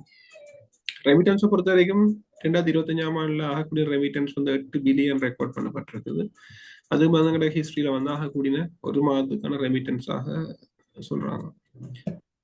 சென்ட்ரல் பேங்க் தொடர்ந்து டாலர்ஸை பர்ச்சேஸ் பண்ணி கொண்டிருக்குது. சென்ட்ரல் பேங்க் வந்து ரிசர்வ்ஸை பில் பண்றாங்க, ரிசர்வ்ஸை கூட்டி கொண்டு இருக்கிறாங்க. 2025 டிசம்பர்ல பார்த்தோம்னா 6.8 பில்லியனுக்கு ரிசர்வ்ஸ் வந்து கூடியிருக்கு. இது வந்து இந்த எக்கனாமிக் கிரைசிஸ்க்கு பிறகு வந்து ஆகக்கூடிய தொகை. இப்ப இந்த ஜனவரி மாசம் ஒரு சின்ன ஒரு வீழ்ச்சி 6.825 இருந்து 6.824 குறைஞ்சிருக்கு. ஒரு சின்ன ட்ராப் பண்ணிருக்கு. பட் ஸ்டில் வந்து எங்களோட ரெமிட்டன்ஸ் வந்து அதிகம், சாரி ஃபாரின் ரிசர்வ்ஸ் வந்து அதிகமாகத்தான் இருக்குது. கரன்சியை பொறுத்த வரைக்கும் எங்களோட கரன்சி வந்து மோஸ்ட்லி ஸ்டேபிளா இருக்குது. டாலர் வந்து ஒரு சின்ன டிப்ரிசியேஷன் இருந்தது. ஆனால் அதுக்கு பிறகு இப்போ வந்து அந்த 309 மட்டத்திலேயே பெறப்படுது. ஆனால் வந்து மெட்ட கரன்சிஸ் பவுண்ட்ஸ் யூரோ எல்லாம் வந்து இலங்கை நாணயத்துக்கு எதிராக அதிகரிக்கிற தன்மை வந்து எங்களால் காணக்கூடியதாக இருக்குது. அது முக்கியமான காரணம் வந்து அமெரிக்க நாணயத்துக்கு எதிராக, அமெரிக்க டாலருக்கு எதிராக இந்த நாணயங்களோட பெறுமதி வந்து கூடுறபடியால் இலங்கை நாணயத்துக்கு எதிராகவும் வந்து இந்த யூரோ பவுண்ட்ஸ் இந்த விலைகள் வந்து அதிகரிக்க தன்மையை எங்களால் காணக்கூடியதாக இருக்குது. இந்த நியூஸ் வந்து நான் ஏற்கனவே பார்த்த நியூஸ் தான். இந்த ஃபிளட்டுக்கு பிறகு இந்தியா வந்து எங்களுக்கு $450 மில்லியன் ஒரு பேக்கேஜ் மாதிரி கொடுத்தாங்க. கிரெடிட் ஃபெசிலிட்டியும் 100 மில்லியன் வந்து கிராண்ட் அன்பளிப்பாயும் கொடுத்தாங்க. அந்த அன்பளிப்புகள் எங்களுக்கு இந்த பிரெய்லி பாலம் என்று சொல்லி இந்த பிரிட்ஜஸ் கொடுத்துருக்காங்க. மற்ற பக்கம் சைனா வந்து எங்களுக்கு ஒரு 100 எலக்ட்ரிக் பஸ் தாருன்னு சொல்லியிருக்கு. இன்னும் அந்த பஸ் வந்தா தெரியல. 100 எலக்ட்ரிக் பஸ் வந்துன்னு சொன்னா இந்த லோ ஃப்ளோ பஸ் இது வந்து எங்க போக்குவரத்துல ஒரு முக்கியமான மாற்றத்தை கொண்டு வரதுக்கு சான்ஸா இருக்கும். இந்த அரசாங்கத்தில் ஏற்கனவே பட்ஜெட்ல பிரசிடென்ட் ஏற்கனவே இதை ப்ரொபோஸ் பண்ணியிருந்தவர். இலங்கையில முக்கியமான ரூட்ஸ்ல வந்து இந்த லோ ஃப்ளோ பஸ்ஸை கொண்டாடுறது. இப்ப நீங்க இந்தியாவிலேயோ அல்லது மலேசியாவோ சிங்கப்பூர்லயோ இல்லை வெளிநாடுலயோ பாத்தீங்கன்னு சொல்லி சொன்னாங்க. இந்த லோ ஃப்ளோ கன்செப்ட் இருக்குது. ஆக்களால ஈஸியா ஏறி இறங்கக்கூடிய மாதிரி. அடுத்தது வந்து பப்ளிக் டிரான்ஸ்போர்ட், அதாவது வந்து பஸ் வந்து இலகுவாக கிடைக்கக்கூடிய மாதிரி இருக்கணும். பஸ் உள்ள போய் அரவணைத்தான் பார்த்தோம் நிக்க தேவையில்லாமல், அடுத்த ஓவர் கிரவுட் இல்லாமல் அடிக்கடி பஸ் இருந்தேன்னு சொன்னா, எல்லா ரூட்லயும் பஸ் இருந்தேன்னு சொன்னா ரோட்ல தேவையில்லாமல் இந்த வாகனங்களை குறைக்கலாம், டிராபிக்கை குறைக்கலாம். அந்த விதத்துல இது ஒரு பாசிட்டிவான விஷயமாக பார்க்கப்படுகிறது. வேற இந்த காலப்பகுதியில் அந்த முக்கியமான நியூஸை ஜஸ்ட் சமரைஸ் பண்ணிடலாம். அதுல பார்த்தோம்னு சொன்னால் ஒர்க்கர்ஸ் ரெமிட்டன்ஸ் வந்து 2025 கூடினதாக நான் சொல்லிட்டேன். மற்றது வந்து பார்த்தோம்னு சொன்னால் எக்கனாமி வந்து விசிபிளி ரிகவரிங். எங்களுக்கு எக்கனாமி ரிகவர் பண்றது எங்களால் உணரக்கூடியதாக இருக்கு. நீங்க பாத்தீங்கன்னா ரோட்ல கணக்கு ஆக்டிவிட்டிஸ் கவர்மெண்ட் வந்து கணக்கு ப்ராஜெக்ட்ஸ் திருப்பி ஸ்டார்ட் பண்ணியிருக்காங்க. முதல்ல ஹோல் பண்ணப்பட்டிருந்த கணக்கு ப்ராஜெக்ட்ஸ் நடக்குது. பாத்தீங்கன்னா பெட்டா நோமலா வந்து நாங்க பாக்குறது பெட்டாவில் எவ்வளவு க்ரௌட் நிக்கன்னு சொல்லி ரெஸ்டாரண்ட்ஸ்ல எவ்வளவு டூரிஸ்ட் நிக்கிறாங்க. ஸோ அந்த மாதிரியான ஆக்டிவிட்டிஸ் மார்க்கெட்ல வந்து எக்கனாமி ரிகவரிங்ன்றது வந்து விசிபிளா தெரியுது. நம்மளா வந்து இப்ப ஒரு ட்ரிப் போறதா இருக்கலாம், ஹோட்டல்ஸா இருக்கலாம். ஹோட்டல்ஸ் எல்லாம் kind of ஹோட்டல்ஸ் டவுன் சவுத்ல ஃபுல்லி புக்டுன்னு சொல்லி சொல்றாங்க. ஸோ நார்மல் எக்கனாமிக் ஆக்டிவிட்டிஸ் சொல்லி பார்க்கல நாட்டில் கன்ஸ்ட்ரக்ஷன் ஆக்டிவிட்டிஸ் நடக்குது. இந்த கவர்மெண்ட் ப்ராஜெக்ட் ஸ்டார்ட் பண்ணியிருக்கிறாங்க.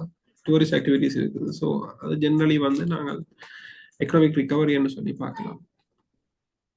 பிப்ரவரி மாதத்துல 80,000 டூரிஸ்ட் வந்திருந்தவை. இது போன வந்த ஆர்டிக்கல் இப்ப லேட்டஸ்டா வந்து 1,00,000 வந்துட்டுது.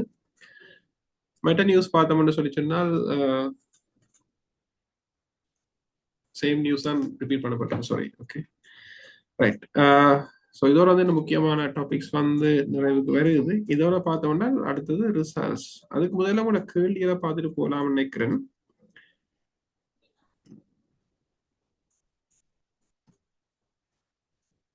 ரைட்.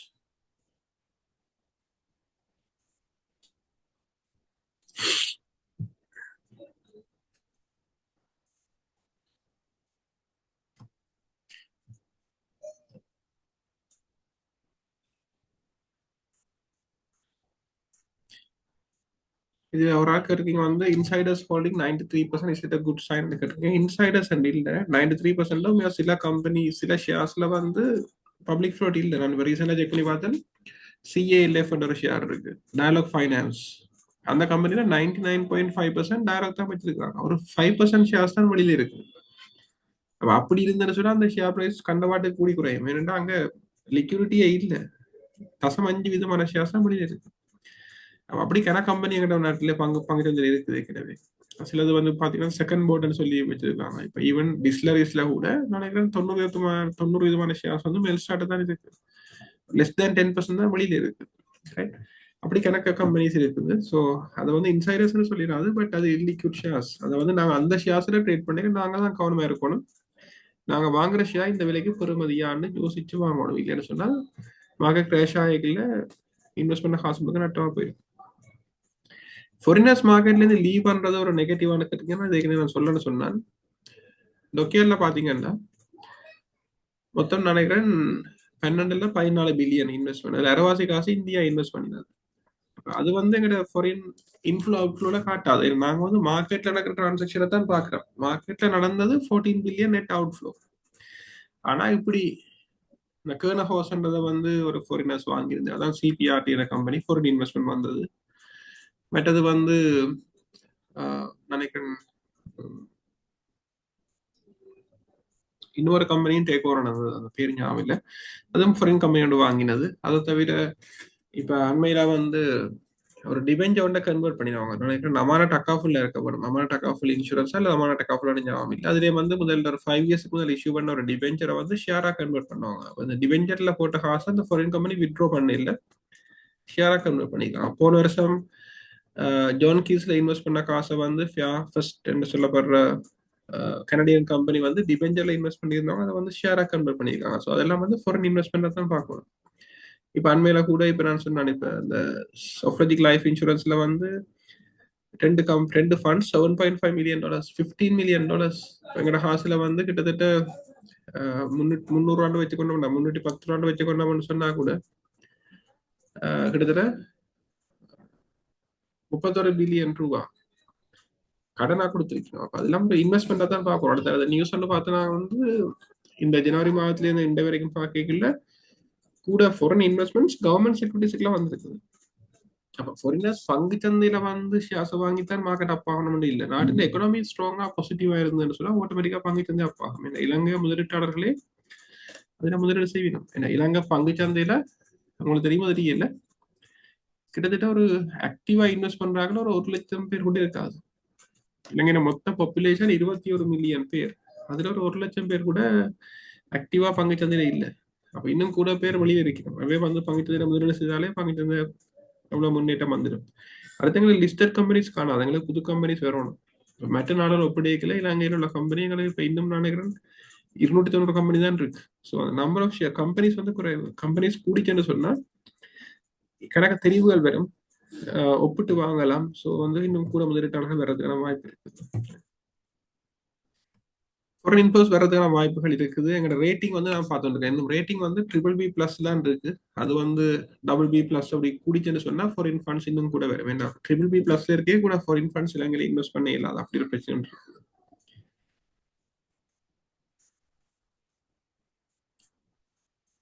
லேண்ட் பிரைஸ் கூடிச்சுன்னு சொன்னா நம்மளா ரீவேல்யூவேஷன் கெயின்ல companies latest asset per share கூடும்.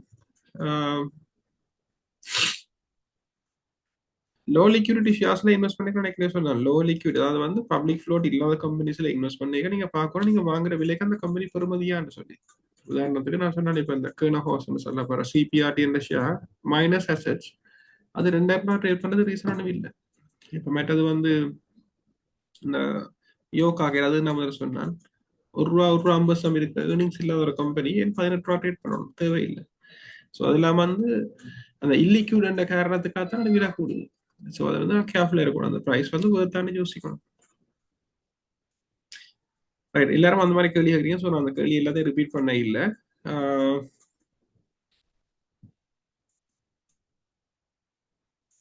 நார்மலா வந்து இப்ப நீங்க ஒரு ஷேரை வேல்யூ பண்றேன்னு சொன்னா அந்த கம்பெனில அட்லீஸ்ட் பாசிட்டிவாக ஏர்னிங்ஸ் இருக்கான்னு பாருங்க. நார்மலா அவரேஜா வந்து இலங்கையில பேங்க் ஃபைனான்ஸ் கம்பெனிஸ் எல்லாம் வந்து EPS ஒரு வருஷத்துக்கான EPS 7 மடங்கு அல்லது 8 மடங்குக்குள்ளதான் ட்ரேட் ஆகுது. மேக்ஸிமம் 9 மடங்கு அல்ல 10 மடங்கு வச்சுக்கொள்ள கூடியது. ஒரு கம்பெனினா ஒரு வருஷத்துக்கான EPS அனுவலைஸ் EPS சொல்லுவோம். அனுவலைஸ் EPS ₹10 இருக்குன்னு சொல்லி சொன்னா அந்த கம்பெனில ஆகக்கூடிய விலை வந்து ₹20. அப்ப அந்த கம்பெனி ₹40 ட்ரேட் ஆகும்னு சொன்னா நான் யோசிக்கணும் ₹40 ட்ரேட் ஆகுது. அங்க ₹20 ட்ரேட் ஆகுற கம்பெனி இருக்கு. ஸோ நீங்க ₹40 வாங்க போறீங்கன்னா வாங்கலாம், ஒரு பிரச்சனையும் இல்லை. பட் தெரிஞ்சு கொண்டு வாங்கணும். நீங்க ஒரு விலை கூடிய கம்பெனியா வாங்குறீங்க, தெச்சில விலை குறைஞ்சா நான் என்ன செய்ய போறேன், வச்சிருக்க போறேன்னா விற்க போறேன். ஸோ ரைட் அதை வந்து நீங்க மனதில் வச்சுக்கொண்டீங்கன்னா சரி.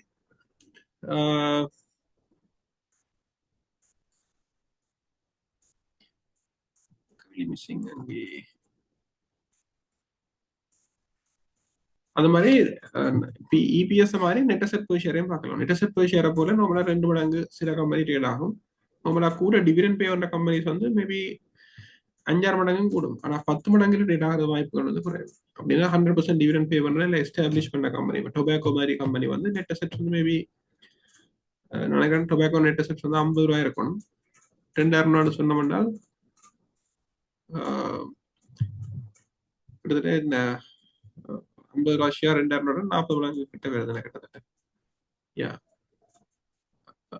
டொபாக்கோ மாதிரியான கம்பெனி அதை வந்து ₹50 நெட் அசெட் வச்சுக்கணும், ₹150 டிவிடெண்ட் பே பண்ணினா அவனுக்கு பே பண்ணலாம், அவ்வளவு விலைக்கு ட்ரேட் ஆகலாம். அப்ப ஒரு நெட் அசெட் குறைஞ்ச கம்பெனி ஹை பிரைஸ் ட்ரேட் ஆகுதுன்னு சொன்னா அங்க டிவிடெண்ட் பே அவுட் இருக்கணும். அதெல்லாம் வந்து நீங்க கொஞ்சம் பார்த்துக்கோனீங்கன்னு சொன்னா ஓரளவுக்கு வாங்கி கொள்ளலாம். இந்த கம்பெனி இந்த விலைக்கு பெறுமதியானதா இல்லையான்னு சொல்லி நான் வந்து இந்த நிகழ்ச்சியில வந்து ஷேர்ஸ் அட்வைஸ் பண்ண முடியாது. Very sorry for that.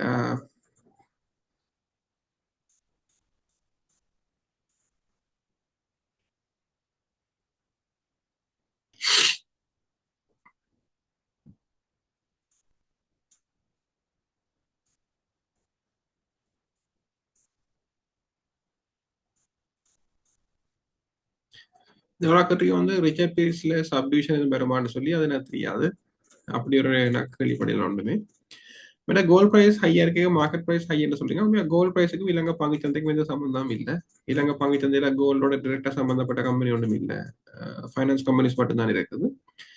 World மார்க்கெட்ல கோல்ட் பிரைஸ் கூடுறது வந்து ட்ரம்ப் வந்த பிறகு ட்ரம்ப்புக்கு மற்ற நாடுகளுக்கு முடியல இருக்கிற பொலிட்டிக்கல் ரீசன்ஸ், முக்கியமா வெளிநாட்டுல இருக்க சென்ட்ரல் பேங்க்ஸ் வந்து கோல்டை வாங்குறபடியா கோல்டுக்கு டிமாண்ட் கூடி விலை கூடுதல் தான் நோமலா வந்து ஆர்டிகல்ஸ்ல இருக்கு.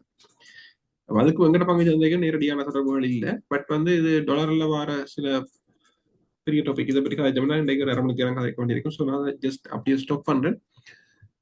எங்கட பங்கு சந்தைக்கு நேரடியாக கனெக்ஷன் இல்லைன்னு மட்டும் இப்போதைக்கு நான் சொல்லலாம். வாரண்ட் இஷ்யூன்னு சொன்னா ரைட் இஷ்யூ மாதிரியே தான். ரைட் இஷ்யூ வந்து நம்ம அனௌன்ஸ் பண்ணினா ஒரு 1-2 monthsல முடிஞ்சிடும். வாரண்ட் வந்து அவங்க சொல்லுவாங்க 1 year கழிச்சு இல்லை 2 year கழிச்சுன்னு சொல்லியாரும். ஃபியூச்சர் டேட்ல ஃபண்ட் ரைஸ் பண்றதான் வாரண்ட். ரைட் இஷ்யூ வந்து ஒரு குறுகிய காலத்துக்குள்ள காசு திரட்டுறது, ரெண்டும் ஒன்று தான். ரைட்டுக்கும் வாரண்டுக்கும் ப்ராக்டிக்கலா வித்தியாசம் ஒன்றும் இல்லை. ரைட் வந்து ஒரு குறுகிய காலத்துக்குள்ள காசு கம்பெனிக்கு நிதி தேவைகளை பூர்த்தி செய்யறதுக்காக இஷ்யூ பண்றதுக்கு பேர் ரைட். கம்பெனி வந்து ஒரு 1 year or 2 years கழிச்சு தான் எனக்கு காசு தேவையானு இப்பவே சொல்லிச்சேன்னா அதுக்கு பேர் வந்து நம்ம வாரண்ட் சொல்லி சொல்லுவோம்.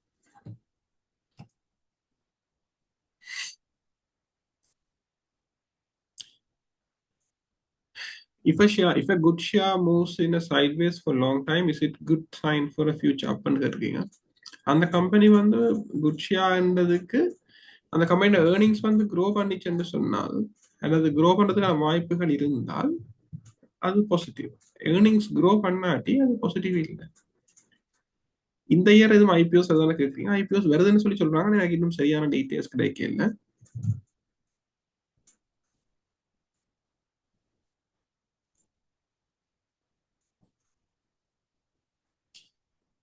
க்ராசிங்ல வந்து நார்மலா க்ராசிங்னா 2 பேர் ஏற்கனவே நெகோஷியேட் பண்ணாதான் அதுக்கு பேர் க்ராசிங். அப்ப க்ராசிங் டிரான்சாக்ஷன் மார்க்கெட்ல செய்ய வேண்டிய தேவை இல்லை. மற்றபடி if someone buys over 50% of the shares, he becomes owner. Yes. ஒரு கம்பெனில 50% கூடின ஷேர்ஸ் வாங்கினீங்கன்னா உங்களுக்கு கண்ட்ரோலிங் இன்ட்ரெஸ்ட் வந்து. If commercial bank Sambath trades above PBV, is it possible to move other banks towards book value? அப்படி கட்டாயம் இல்லை. Sampath பேங்கும் commercial பேங்கும் BBV net அசெட்டுக்கு மேல ட்ரேட் ஆகினா எல்லா பேங்க்ஸும் ட்ரேட் ஆகணும்னா அப்படி அவசியம் இல்லை. சில காரணங்களுக்காக சில ஷேர்ஸ் வந்து விழக்கூடாது. அப்ப நாங்க பார்க்கணும் சம்பத் பேங்க்லயும் கமர்ஷியல்லையும் என்ன வித்தியாசம், மெட்ட பேங்க்ஸ் தவிர இதுல என்ன வித்தியாசம் ஏன் கூடுதல்னு சொல்லி பார்க்கணும். ஸோ வந்து அது ஸ்டாக் அனலிசிஸா போயிடும். ஸோ வந்து நான் ஸ்டாப் பண்றேன். இபிஎஸ் கூடினா நார்மலா வந்து கம்பெனி டிவிடெண்ட் பே பண்ணும். அந்த கம்பெனி டிவிடெண்ட் பே பண்ற கம்பெனியா இருந்தா இபிஎஸ் கூடினா டிவிடெண்ட் கூடும். நான் பார்க்கணும் இபிஎஸ் வந்து அந்த கம்பெனியின் ஆபரேஷன்லயும் வந்திருக்குதான். சில ரீவேல்யூவேஷன் செய்தும் இபிஎஸ் வரும். ரீவேல்யூவேஷன் பண்ணி வர இபிஎஸ் டிவிடெண்ட் கொடுக்க முடியாது. கம்பெனி ஆபரேஷன் அதாவது பிசினஸ் ஒன்று செய்து பிசினஸ்ல ப்ராஃபிட் ஏர்ன் பண்ணி இபிஎஸ் வந்திருந்தா அங்க டிவிடெண்ட் கொடுக்கலாம்.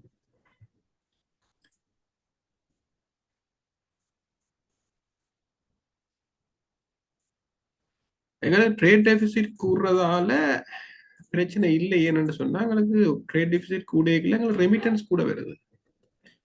நீங்க ஸ்லைட பாத்தீங்கன்னு சொன்னா எங்களுக்கு 997 மில்லியன் ட்ரேட் டெபிசிட், ரெமிட்டன்ஸ்ல மட்டுமே 880 மில்லியன் வந்துட்டுது. அப்ப டூரிசத்தையும் பார்த்தோம்னு சொல்லி சொன்னா 308 மில்லியன் டூரிசத்துல வந்துருக்குது, இங்க 880 மில்லியன். அப்ப கிட்டத்தட்ட இதுல 900 வச்சு கொண்டோம்னு சொன்னா 1200 மில்லியன் ரூபாய் வந்திருக்கு. டாலர்ஸ் 1200 மில்லியன் டாலர்ஸ் இந்த ரெண்டுலயும் மட்டும் வந்திருக்கு. அப்ப இங்க 997 $1 பில்லியன் ட்ரேட் டெபிசிட்னு சொன்னா நெட்டா வந்து 200 மில்லியன் எங்களுக்கு நெட் இன்ஃப்ளோ இருக்குது. அப்ப எங்களுக்கு வந்து அதால வந்து டாலருக்கு பிரச்சனை வராது. அடுத்து வந்து உண்டியல்லையும் நாட்டுக்குள்ள காசு வருது. எக்கனாமிக்ல காசு வந்தா தெரியும், அது எப்படி வருதுன்றது பிரச்சனை இல்லை. அப்ப நாட்டுக்குள்ள காசு வரைக்குள்ள கரன்சி வந்து விழாது, கரன்சி ஸ்ட்ராங்கா இருக்கும். எங்கள்கிட்ட காசு இல்லாம போய்க்கலாம், கரன்சி கூட வேணும், ஆக்களுக்கு டாலர் வேணும், கொடுக்க ஆக்கள் இல்லைன்னு டாலர் கூட காசு எடுத்து வாங்க வழி கிடைக்கல, டாலர் பிரைஸ் கூடுறது. அப்ப எங்களுக்கு ட்ரேட் டெபிசிட் கூடுதல்னால டாலர் பிரைஸ் கூட பண்ணி இல்லை. ஏன்னா டூரிசமும் ரெமிட்டன்ஸும் எங்களுக்கு ஹெல்ப் பண்ணும். முந்தி வந்து 2022 கிரைசிஸ் டைம்ல எங்களுக்கு டூரிசமும் இல்லை ரெமிட்டன்ஸும் இல்லை. அப்ப டெபிசிட்டை ஃபில் பண்ண வழியே இல்லாம தான் கிரைசிஸுக்கு போனாங்க. இப்ப அப்படி சிச்சுவேஷன் இல்லை.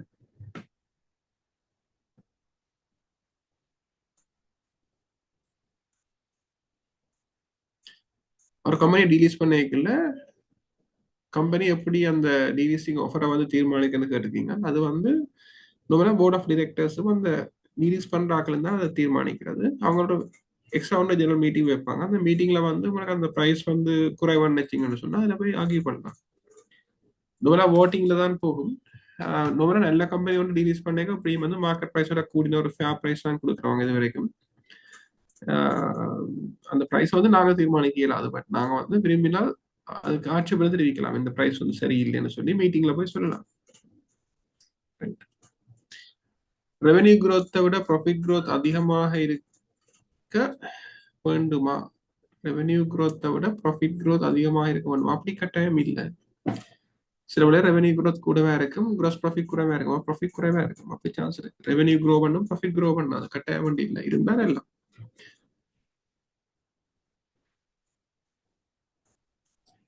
எஸ்சிஎம்பி ஷேரை ட்ரேட் பண்ண முடியாது சொல்லுங்க. எஸ்சிஎம்பி ஷேர்ல நம்பர் ஆஃப் ஷேர்ஸ் கூட நடக்கும். 4 பில்லியன் 5 பில்லியன் ஷேர்ஸ் இருக்கு எஸ்சிஎம்பி. நெட் அசெட் குறைவு, அந்த பிரச்சனையால் இருக்கு. ட்ரேட் பண்றது கஷ்டம். Price per equity ratio and other ratio பற்றி சொல்லுங்க. PE ரேஷியோ பிபிவி ரேஷியோ கேட்குறீங்கன்னு நினைக்கிறேன். பிரைஸ் பிபிவி என்று சொல்ல price to book value, net asset per ஷேரை போல மார்க்கெட் பிரைஸ் எத்தனை மடங்கு என்றது பிபிவி. பின்றது வந்து ப்ரைஸுக்கும் ஏர்னிங்ஸுக்கும் கம்பெனியில் ஒரு வருஷத்துக்கான ஏர்னிங்ஸ் அதை வந்து நாங்கள் சிம்பிளாக இப்போ 9 months சொன்னால் 9 months இபிஎஸ் எங்களுக்கு தெரியும்னு சொன்னா வச்சுக்கொள்ள 15 ரூபான்னு சொல்லி அதை நாங்கள் 3 நாள் பிரிச்சு 4 நாள் பிரிக்கணும்னா 20 ரூபா வரும். அனுவலைஸ் பண்றது ஈஸியாக அனுவலைஸ் பண்றது ஜஸ்ட் வந்து 3 நாள் பிரிச்சு 4 பிரிக்கலாம். அப்படி இல்லையா வந்து ட்ரெயிலிங் இபிஎஸ் நீங்கள் இப்போ எங்களுக்கு டிசம்பர்ல 3 மாசம்னு சொன்னால்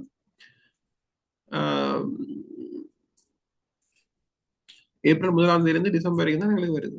அப்போ நாங்கள் அந்த அதே கம்பெனியில் போன வருஷம் March 31 ரிசல்ட்ஸ் எடுத்து அதில் வர இபிஎஸ் கூட்டிட்டோம்னு சொல்லி சொன்னா எங்களுக்கு 1 year இபிஎஸ் வரும். அந்த கம்பெனியோட ப்ரைஸை அந்த இபிஎஸ்ஆல பிரித்து பார்த்தோம்னு சொன்னா எத்தனை மடங்கா இருக்குன்றது தான் பிஇ. நான் சொன்னா நார்மலா ஃபைனான்ஸ் கம்பெனிஸ் பேங்க்ஸுக்கு வந்து மேக்ஸிமம் 10 times. மேனுஃபேக்சரிங் கம்பெனியா இருந்ததுன்னா மேக்ஸிமம் 15 times அல்லது 12 times. அதுக்கு மேல உள்ள கம்பெனி வந்து சம்திங் பார்க்கணும் என்ன பிரச்சனைன்னு சொல்லி 20 times 30 times பிஇல ட்ரேட் பண்ண தேவையில்லை. அப்படி ஒரு கம்பெனி நான் காணல எங்க பங்கு சந்தையில நியாயமான எல்லா கம்பெனி எதுவுமே வந்து அப்படி ஹை ப்ரைஸ்ல ட்ரேட் ஆகல. ஜான் கீல்ஸ் மாதிரி சில விதிவிலக்குகள் இருக்குது. மற்றபடி நார்மலான கம்பெனிஸ் வந்து அப்படி ஹை ப்ரைஸ்ல ட்ரேட் ஆகல. ப்ளூ டைமண்ட் கம்பெனி வந்து அன்றைக்கு ஒரு அனௌன்ஸ்மெண்ட் போட்டிருந்தாங்க யாரோ ஒரு இன்வெஸ்டர் வந்திருக்கின்ற மாதிரி. பட் ஸ்டில் வந்து ட்ரேடிங் சஸ்பெண்டட், இன்னும் தெளிவான தகவல் ஒன்றும் கிடைக்கல. ஹெச்என்பி சப்டிவிஷன் சாத்தியம் இருக்கிறதாண்டா ஓமன் தான் நான் சொல்லுவேன். ஏனென்றா அந்த ஷேரோட பிரைஸ் கூட இப்போ ஷேர் பிரைஸ் 430 ரூபா இன்றைக்கு ஓட்டிங் ஷேர் ரேட் ஆகுது. நான் ஓட்டிங் ஷேர் 380 ரூபா. நார்மலா வந்து ஒரு லிமிட்டுக்கு மேல போகல ஆக்களை ட்ரேட் பண்ண விரும்ப மாட்டாங்க. ஸோ அந்த காரணத்தால அவங்க சப்டிவிஷன் செய்ய வேண்டி வரும். ஆனால் எப்போ செய்வாங்கன்னு தெரியாது. ஏற்கனவே வந்து அவங்க மார்க்கெட் அனௌன்ஸ் பண்ணியிருந்தவங்க தங்களோட போர்ட் மீட்டிங்ல அதை பற்றி காய்ச்சதுண்டும் இன்னும் தீர்மானம் எடுக்கிறேன்னு சொல்லி ஏற்கனவே நினைக்கிறேன் இப்போ சொல்லி ஒரு 6-7 மாசம் இருக்குன்னு நினைக்கிறேன். அப்படி ஒரு அனௌன்ஸ்மெண்ட் வந்து வந்திருந்தது. டிபெஞ்சரை பற்றி கேட்டிருக்கீங்க. அதுக்கு சிஎஸ்சியில வேற ப்ரோக்ராம்ஸ் இருக்கு. ஸோ தயவுசெய்து அதில் ஜாயின் பண்ணி பாருங்க. Will consolidation of Indian share market for last 3 years will the consolidation of Indian share market for last 3 years may reflect in Sri Lankan share market in future.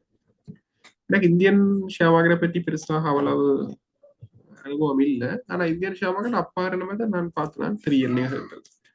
அடுத்து anonymous என்று சொல்லி இல்லாம நம்மளோட பேரை போட்டு கேள்வி கிடக்கும். அது ஈஸி. அனோனிமஸ் என்று சொல்லி சொல்ல தேவையில்லை.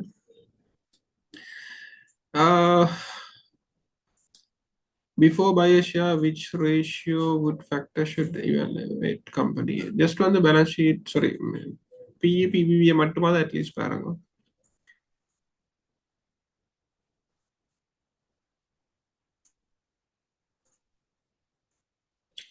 எங்களோட கம்பெனி ஏர்னிங்ஸை பற்றி கட்டுறீங்க, நான் அதை விளங்கப்படுத்துறேன். ஒரு ஏர்னிங்ஸ் வந்து உங்களுக்கு விளங்கப்படுத்தி காட்டுறேன்.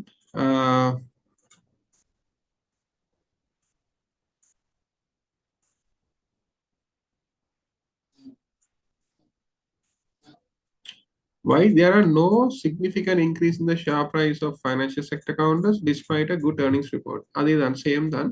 பாருங்க அந்த பிஇ பிபிவி எங்க இருக்குன்னு பாருங்க. கிராஃப் எடுத்து பாருங்க. கூடுதலான ஃபைனான்ஸ் கம்பெனிஸ் எல்லாம் ஆல்ரெடி பிரைஸ் அப். அப்ப இன்னும் அப் ஆகணும்னு எதிர்பார்க்க முடியாது. கிரிக்கெட் மேட்ச் பங்கு சந்தையை பாதிக்கான்னு கேட்டீங்க, எனக்கு அதுக்கு உண்மையா பதில் தெரியாது. Very sorry for that. Is there any direct connection between company profit and share price and dividend? Yes, நிச்சயமாக. கம்பெனியோட ப்ராஃபிட்டுக்கும் ஷேர் ப்ரைஸுக்கும் டிவிடெண்டுக்கும் கனெக்ஷன் இருக்கு. அது நான் சொல்றது பிஇ பிபிவி ரேஷியோஸ். டிவிடெண்ட் வந்து நார்மலா வந்து கம்பெனியோட ப்ராஃபிட்டபிலிட்டில தான் இருக்குது.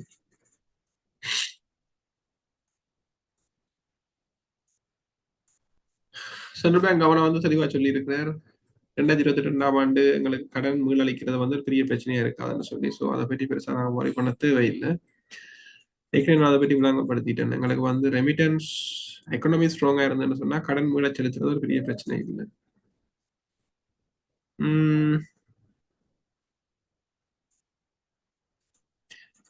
லாஸ்ட் இயர் வந்து ஏஐசி டிவிடெண்ட் பே பண்ணது இன்னும் அனௌன்ஸ் பண்ணிடலன்னு சொல்லுங்க. அது தெரியல.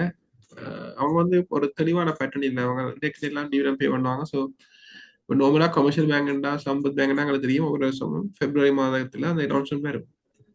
ஏஐசி வந்து அப்படி இல்லை. அவங்க டைமுக்கு டைம் அனௌன்ஸ் பண்றோடய அப்படி கட்டாயம் மட்டும் சொல்லிடுறாங்க. நார்மலா வந்து ரெகுலரா இந்த காலத்துல டிவிடெண்ட் பே பண்ற கம்பெனிஸ் சொன்னா எல்லா பேங்க்ஸ்ல HNB, commercial, Sampath, Seylan, Nations Trust, DFCC, NDB இதெல்லாம் வந்து நார்மலா இந்த ஜனவரி பிப்ரவரி மார்ச்ல அனௌன்ஸ் பண்ணுவாங்க. இன்சூரன்ஸ்ல ஹெச்என்பி அஷூரன்ஸ் நார்மலா பே பண்ணுவாங்க, அனௌன்ஸ் பண்ணுவாங்க. சரிங்க இன்சூரன்ஸ் கொஞ்சம் லேட்டா அனௌன்ஸ் பண்ணுவாங்க. அப்படியே ஒரு பேட்டர்ன் ஒன்று இருக்குது. அந்த மாதிரி பேட்டர்ன் வந்து எனக்கு சொஃப்ட்லாஜிக் லைஃப்ல நான் காண இல்லை, பட் மேபி இருக்கலாம். நல்ல ப்ராஃபிட் தான் காட்டியிருந்தோம் அன்றைக்கு.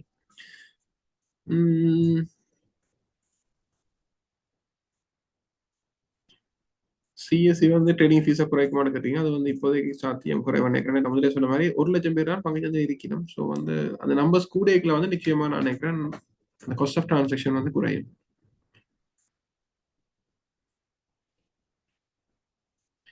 கிரிப்டோ கரன்சி வந்து இலங்கையில் இப்போதைக்கு சாத்தியம் இல்லைன்னு நினைக்கிறேன். இப்போ வேர்ல்ட் மார்க்கெட்ஸில் கிரிப்டோ எல்லாம் கிராஷ் ஆகிருக்குன்னு நினைக்கிறேன். நம்ம வந்து பெருசாக கிரிப்டோ கரன்சிஸ் ஃபாலோ பண்ற இல்லை.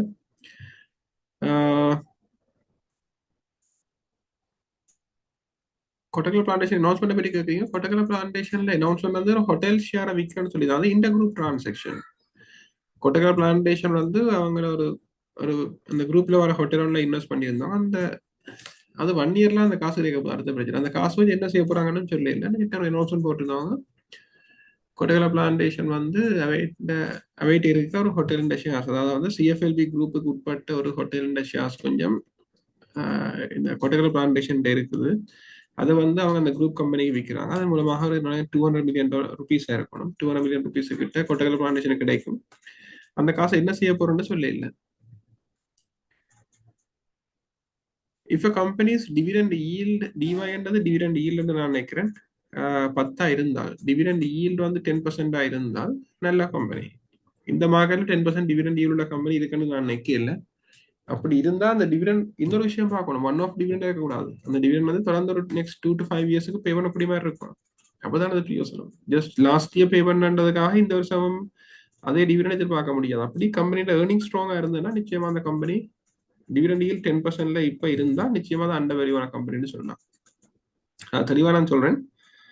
ஒரு கம்பெனியோட டிவிடெண்ட் வந்து நெக்ஸ்ட் ஒரு 2 to 5 இயர்ஸ்க்கு சஸ்டைனபிள். அட்லீஸ்ட் 5 இயர்ஸ் வேணாம், நெக்ஸ்ட் 2 இயர்ஸ்க்கு அதே டிவிடெண்டா பே பண்ணலாம்னு சொல்லி சொன்னா, அது இப்ப 10% இருக்கும்னு சொன்னா நிச்சயமா அந்த கம்பெனி அண்டர் வேல்யூன்னு சொல்லி சொல்லலாம். பிபிவில PBV price to book value, PBV ratio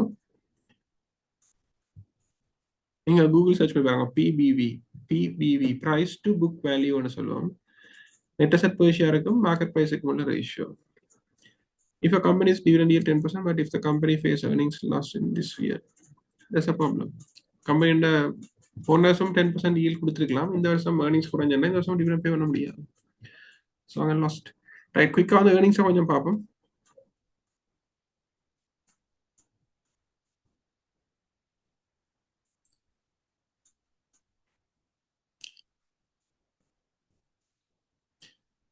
நான் உதாரணத்துக்காக இந்த சியரா எக்ஸ்பிளைன் பண்றேன். தயவுசெய்து யாரும் வந்து ஒரு ரெக்கமெண்டேஷனா எடுக்க வேண்டாம். இதுல சில விஷயங்கள் தெரிஞ்சு கொள்ளலாம். அதாவது எக்ஸ்பிளைன் பண்ற ஈஸியான காரணத்துக்காக மட்டும் நான் இதை எக்ஸ்பிளைன் பண்றேன். ரைட், இதுல வந்து எந்த ஒரு பைசல் ரெக்கமெண்டேஷன் ஒன்றுமே இல்லை. இது எப்படி அழைக்க வேண்டாம். இது எப்படி அண்டர்ஸ்டாண்ட் பண்றதுக்காக மட்டும்தான் இது நேற்றுக்கு இந்த ரிசர்ச் வந்திருந்தது. இன்றைக்கு பார்த்தா எல்லாம் எதிர்பார்த்தா விழா கூடுமானா ஆனால் விழா கூட இல்லை. அதுக்கு என்ன காரணமா இருக்கலாம்னு நான் ஜஸ்ட் எக்ஸ்பிளைன் பண்றேன் பாருங்க. முதலாவதாக கேட்டிருந்தீங்க, இதுல நாங்கள் என்ன செய்திருக்கோம்னு சொல்லி இந்த ஏர்னிங்ஸ் சமரியை பொறுத்த வரைக்கும் இந்த பக்கம் ஒரேஞ்சில் காட்டியிருக்கிறது இந்த லேட்டஸ்ட் குவார்டர் ரிசல்ட்ஸ்.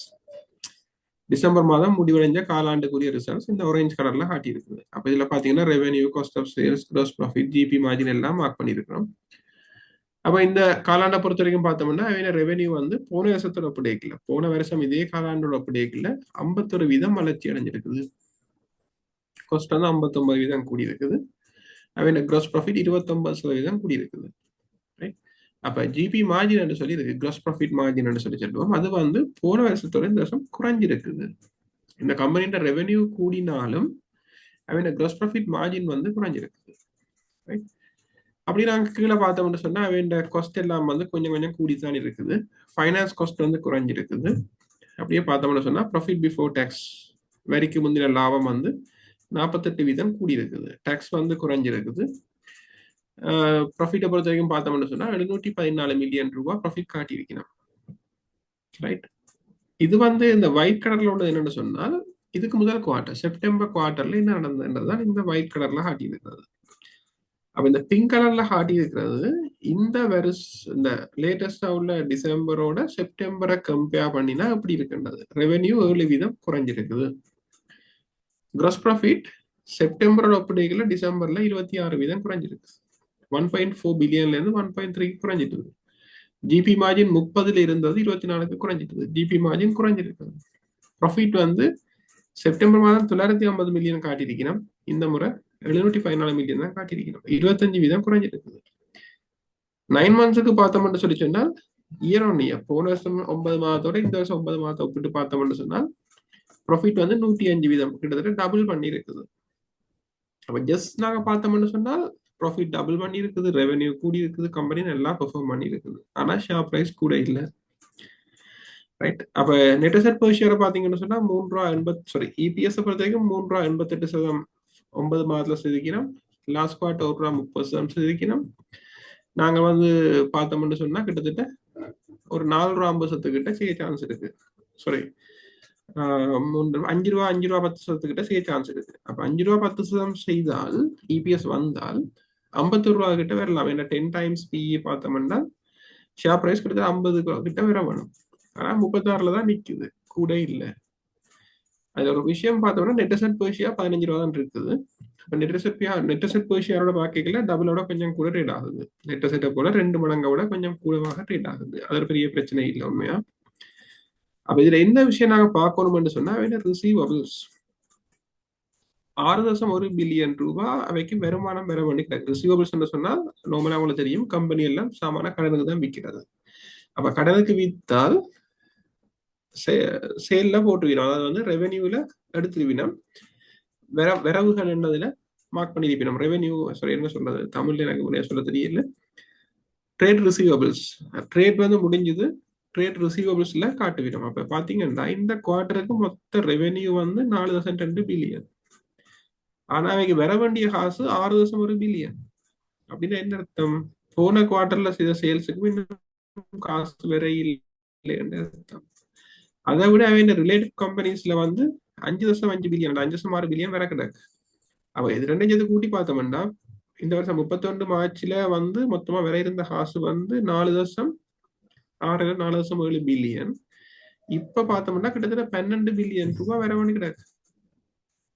இந்த 9 மாதத்துல நடந்த சேல்ஸ் வந்து 12 பில்லியன். அப்ப 12 பில்லியன் சேல்ஸ் நடந்ததுக்கு இந்த வர வேண்டிய காசு 12 பில்லியன். அப்ப என்ன நடந்ததுன்னு சொன்னா இந்த கேஷ் வந்து சேல்ஸ் நடந்ததுக்கு கேஷ் ஜெனரேட் பண்ணிருக்கான்னு தெரியல. அப்ப காசு வெராட்டி இந்த கம்பெனி இபிஎஸ் காட்டியதுக்கு டிவிடன் கொடுக்கலாது. அடுத்தது இப்படி கடன் கூடிக்கொண்டு போச்சுன்னு சொன்னால் வரவுகள் கூட கூட இந்த பக்கம் கடன் கூடும். லாங் டேர்ம் borrowing வந்து 1.3 4.9 கூடி இருக்குது. ஷார்ட் டேர்ம் லோன்ஸ் 1.2 1.6 கூடி இருக்கு. அதை விட புதுசா இம்போர்ட் லோன்ஸ் புதுசா எடுத்துருக்காங்க. 2 பில்லியன்ல இருந்து 3 பில்லியனா கூடி இருக்குது. மொத்த கடன் வந்து 6.7 பில்லியன்ல இருந்து 12 பில்லியனா கடன் கூடி இருக்குது. அப்ப இந்த கம்பெனியை பொறுத்த வரைக்கும் இவன் சேல்ஸ் கூடி இருக்குது, அந்த சேல்ஸ் வந்து கேஷ் ஆகிட்டான்னு தெரியல. கேஷ் ஆன அளவு வந்து குறைவா இருக்கு. அப்ப அந்த காரணத்தால முக்கியமா நான் நினைக்கிறேன் இன்றைக்கு ஷேர் பிரைஸ் கூட இல்லை. மற்ற மார்க்கெட் எனிவே வந்து கொஞ்சம் டல்லா இருந்தது ஒரு காரணமாக இருக்கலாம். மார்க்கெட் இன்றைக்கு கொஞ்சம் அப் மார்க்கெட்டா புலிஷ் மார்க்கெட்டா இருந்தால் மேபி ஷேர் பிரைஸ் கூடி இருக்கலாம். அப்ப அந்த காரணங்களால இந்த ஷேர் விலை கூட இல்லை என்று சொல்லலாம். பி ரேஷியோ வந்து நான் ஏற்கனவே சொன்னா இந்த கம்பெனியோட இபிஎஸ் வந்து 3.67 காட்டுது. என்னன்னு சொல்லி சொன்னால் இவ வந்து போன வருஷம் மார்ச் குவார்டர்ல லாஸ் 110 மில்லியன் லாஸ் பண்ணி வைக்கிறோம். அதால 4 குவார்டரை கூட்ட நான் முதலே சொன்ன அவங்களுக்கு 9 மாதம் சொல்லி சொல்றது ஏப்ரல் 1 இருந்து டிசம்பர் 31 வரைக்கும். அப்ப ஜனவரி 1 இருந்து 2025 ஜனவரி 1 இருந்து 31 தேதி வரைக்கும் உள்ள காலம், அதாவது ஜனவரி 1 இருந்து மார்ச் 31 வரைக்கும் உள்ள 3 மாதம் தான் ஃபர்ஸ்ட் குவார்டர். சாரி, போன ஃபைனான்சியல் இயர் ஃபோர்த் குவார்டர். அதை வந்து இந்த இபிஎஸோட கூட்டினால் இவ வந்து போன வருஷம் மார்ச் குவார்டர்ல லாஸ் பண்ணினபடியா இபிஎஸ் வந்து குறைஞ்சிருக்கு. நாங்க வந்து இந்த முறை அப்படி லாஸ் பண்ண தேவையான இல்லை. ஸோ வந்து நாங்கள் ரூ. 1.30 செய்வீனம் எதிர்பார்த்தோம் என்றால் இபிஎஸ் ரூ. 5 கணக்கு பார்க்கலாம். ரூ. 5 இபிஎஸ் கணக்கு பார்த்தோம்னு சொல்லி சொன்னால் ரூ. 36 கிட்டத்தட்ட 7 மடங்கு பிஇ தான் பெறும். 7 மடங்குன்றது not bad, it's okay, right. So இப்போ உங்களுக்கு இதை பற்றி விளங்குதா? இதுல இது விளக்கங்கள் தேவையா? ஜஸ்ட் வந்து நான் விளங்கப்படுத்துறதுக்காக தான் எடுத்தனா, கொஞ்சம் விளங்கப்படுத்த ஈஸி என்னபடியா. இதுல ஏதாவது கேள்விகள் இருக்கா? அப்படி இல்லாட்டி நாங்கள் இந்த செஷன் இதோட முடிவு செய்யலாம், இதுவரை நிறைவு செய்யலாம். சாரி.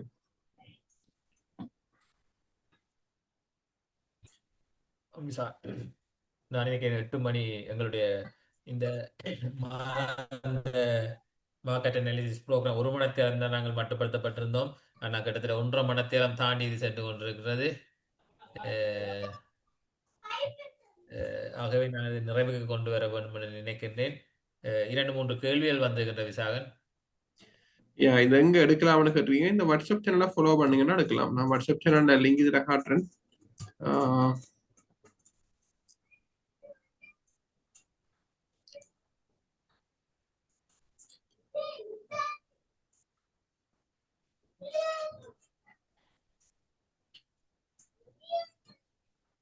ரைட், சாரி,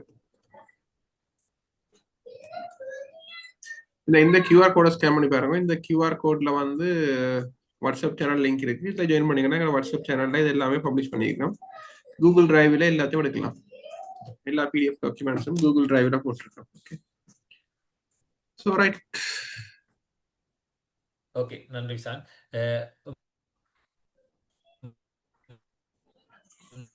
மிக இங்கே பங்கு பெற்றுள்ளவர்களே ஒரு முக்கியமான அறிவித்தல் நான் இங்கே சொல்ல வேண்டியிருக்கு. கொழும்பில் எங்களுடைய தலைமை ஹெட் ஆஃபீஸில் கேட்போர் ஆடிட்டோரியத்தில் நேரடியாக ஒரு பங்குச்சந்தை தொடர்பான அறிமுக கருத்தரங்கை நேரடியாக நடத்த இருக்கின்றோம். கொழும்பில் உள்ளவர்கள், இங்கே புதிதாக இணைந்திருக்கின்றவர்கள், கொழும்புக்கு வரக்கூடியவர்கள், கொழும்பினுடைய வேர்ல்ட் ட்ரேட் சென்டருடைய தலைமை காரியத்திலே நேரடியாக நாங்கள் அந்த 4:30 மணிக்கு 4:30 6 மணி வரைக்கும் உங்களுக்கு 7 மணி சொன்னால் அதில் வந்து நீங்கள் நேரடியாக பார்ட்டிசிபேட் பண்ணலாம். அல்லது இது தொடர்பான விவரங்கள் தேவை என்று சொன்னால் நீங்கள் எங்களுடன் யாழ்ப்பாண கிளை, மட்டக்களப்பு கிளை, அதே போல பாணந்துறை கிளையுடன் நீங்கள் தொடர்பு கொண்டால் நாங்கள் அதற்கான மேலதிக தகவல்கள் தருவோம். அத்தோடு நான் நினைக்கின்றேன் இன்றைய இந்த கருத்தரங்கானது நிகழ்வானது மிகவும் பயனுள்ளதாக உங்களுக்கு அமைந்து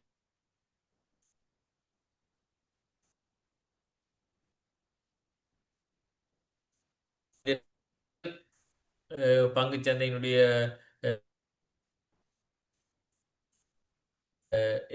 எதிர்பார்ப்புகள் எவ்வாறு அமைந்திருக்கின்றன என்பது தொடர்பாக மிகவும் ஆழமான விளக்கங்களை எங்களுடைய அளவாளர் தந்தார். இது உங்களுக்கு மிகவும் பயனுள்ளதாக இருக்கும். நீங்கள் உங்களுடைய முதலீட்டு பயணத்திலே தீர்மானங்களை மேற்கொள்வதற்கு நேரமும் எங்களுக்கு கருத்துரைகளை வழங்கிய வளவாளர் திரு விசாகன் அவர்களுக்கு கொழும்பு பங்கு பரிவர்த்தனை சார்பாகவும் மற்றும் பங்கு பெற்றுநர்களாகிய உங்கள் சார்பாகவும் நான் நன்றியை தெரிவித்துக் கொள்கின்றேன். அதே நேரம் பங்கு பெற்றுநர்களாகிய உங்களுக்கு நான் சிறிய அன்பான ஒரு கட்டளை சொல்கின்றேன்.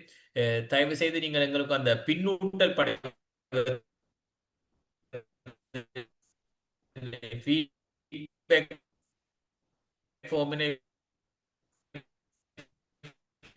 நீங்கள்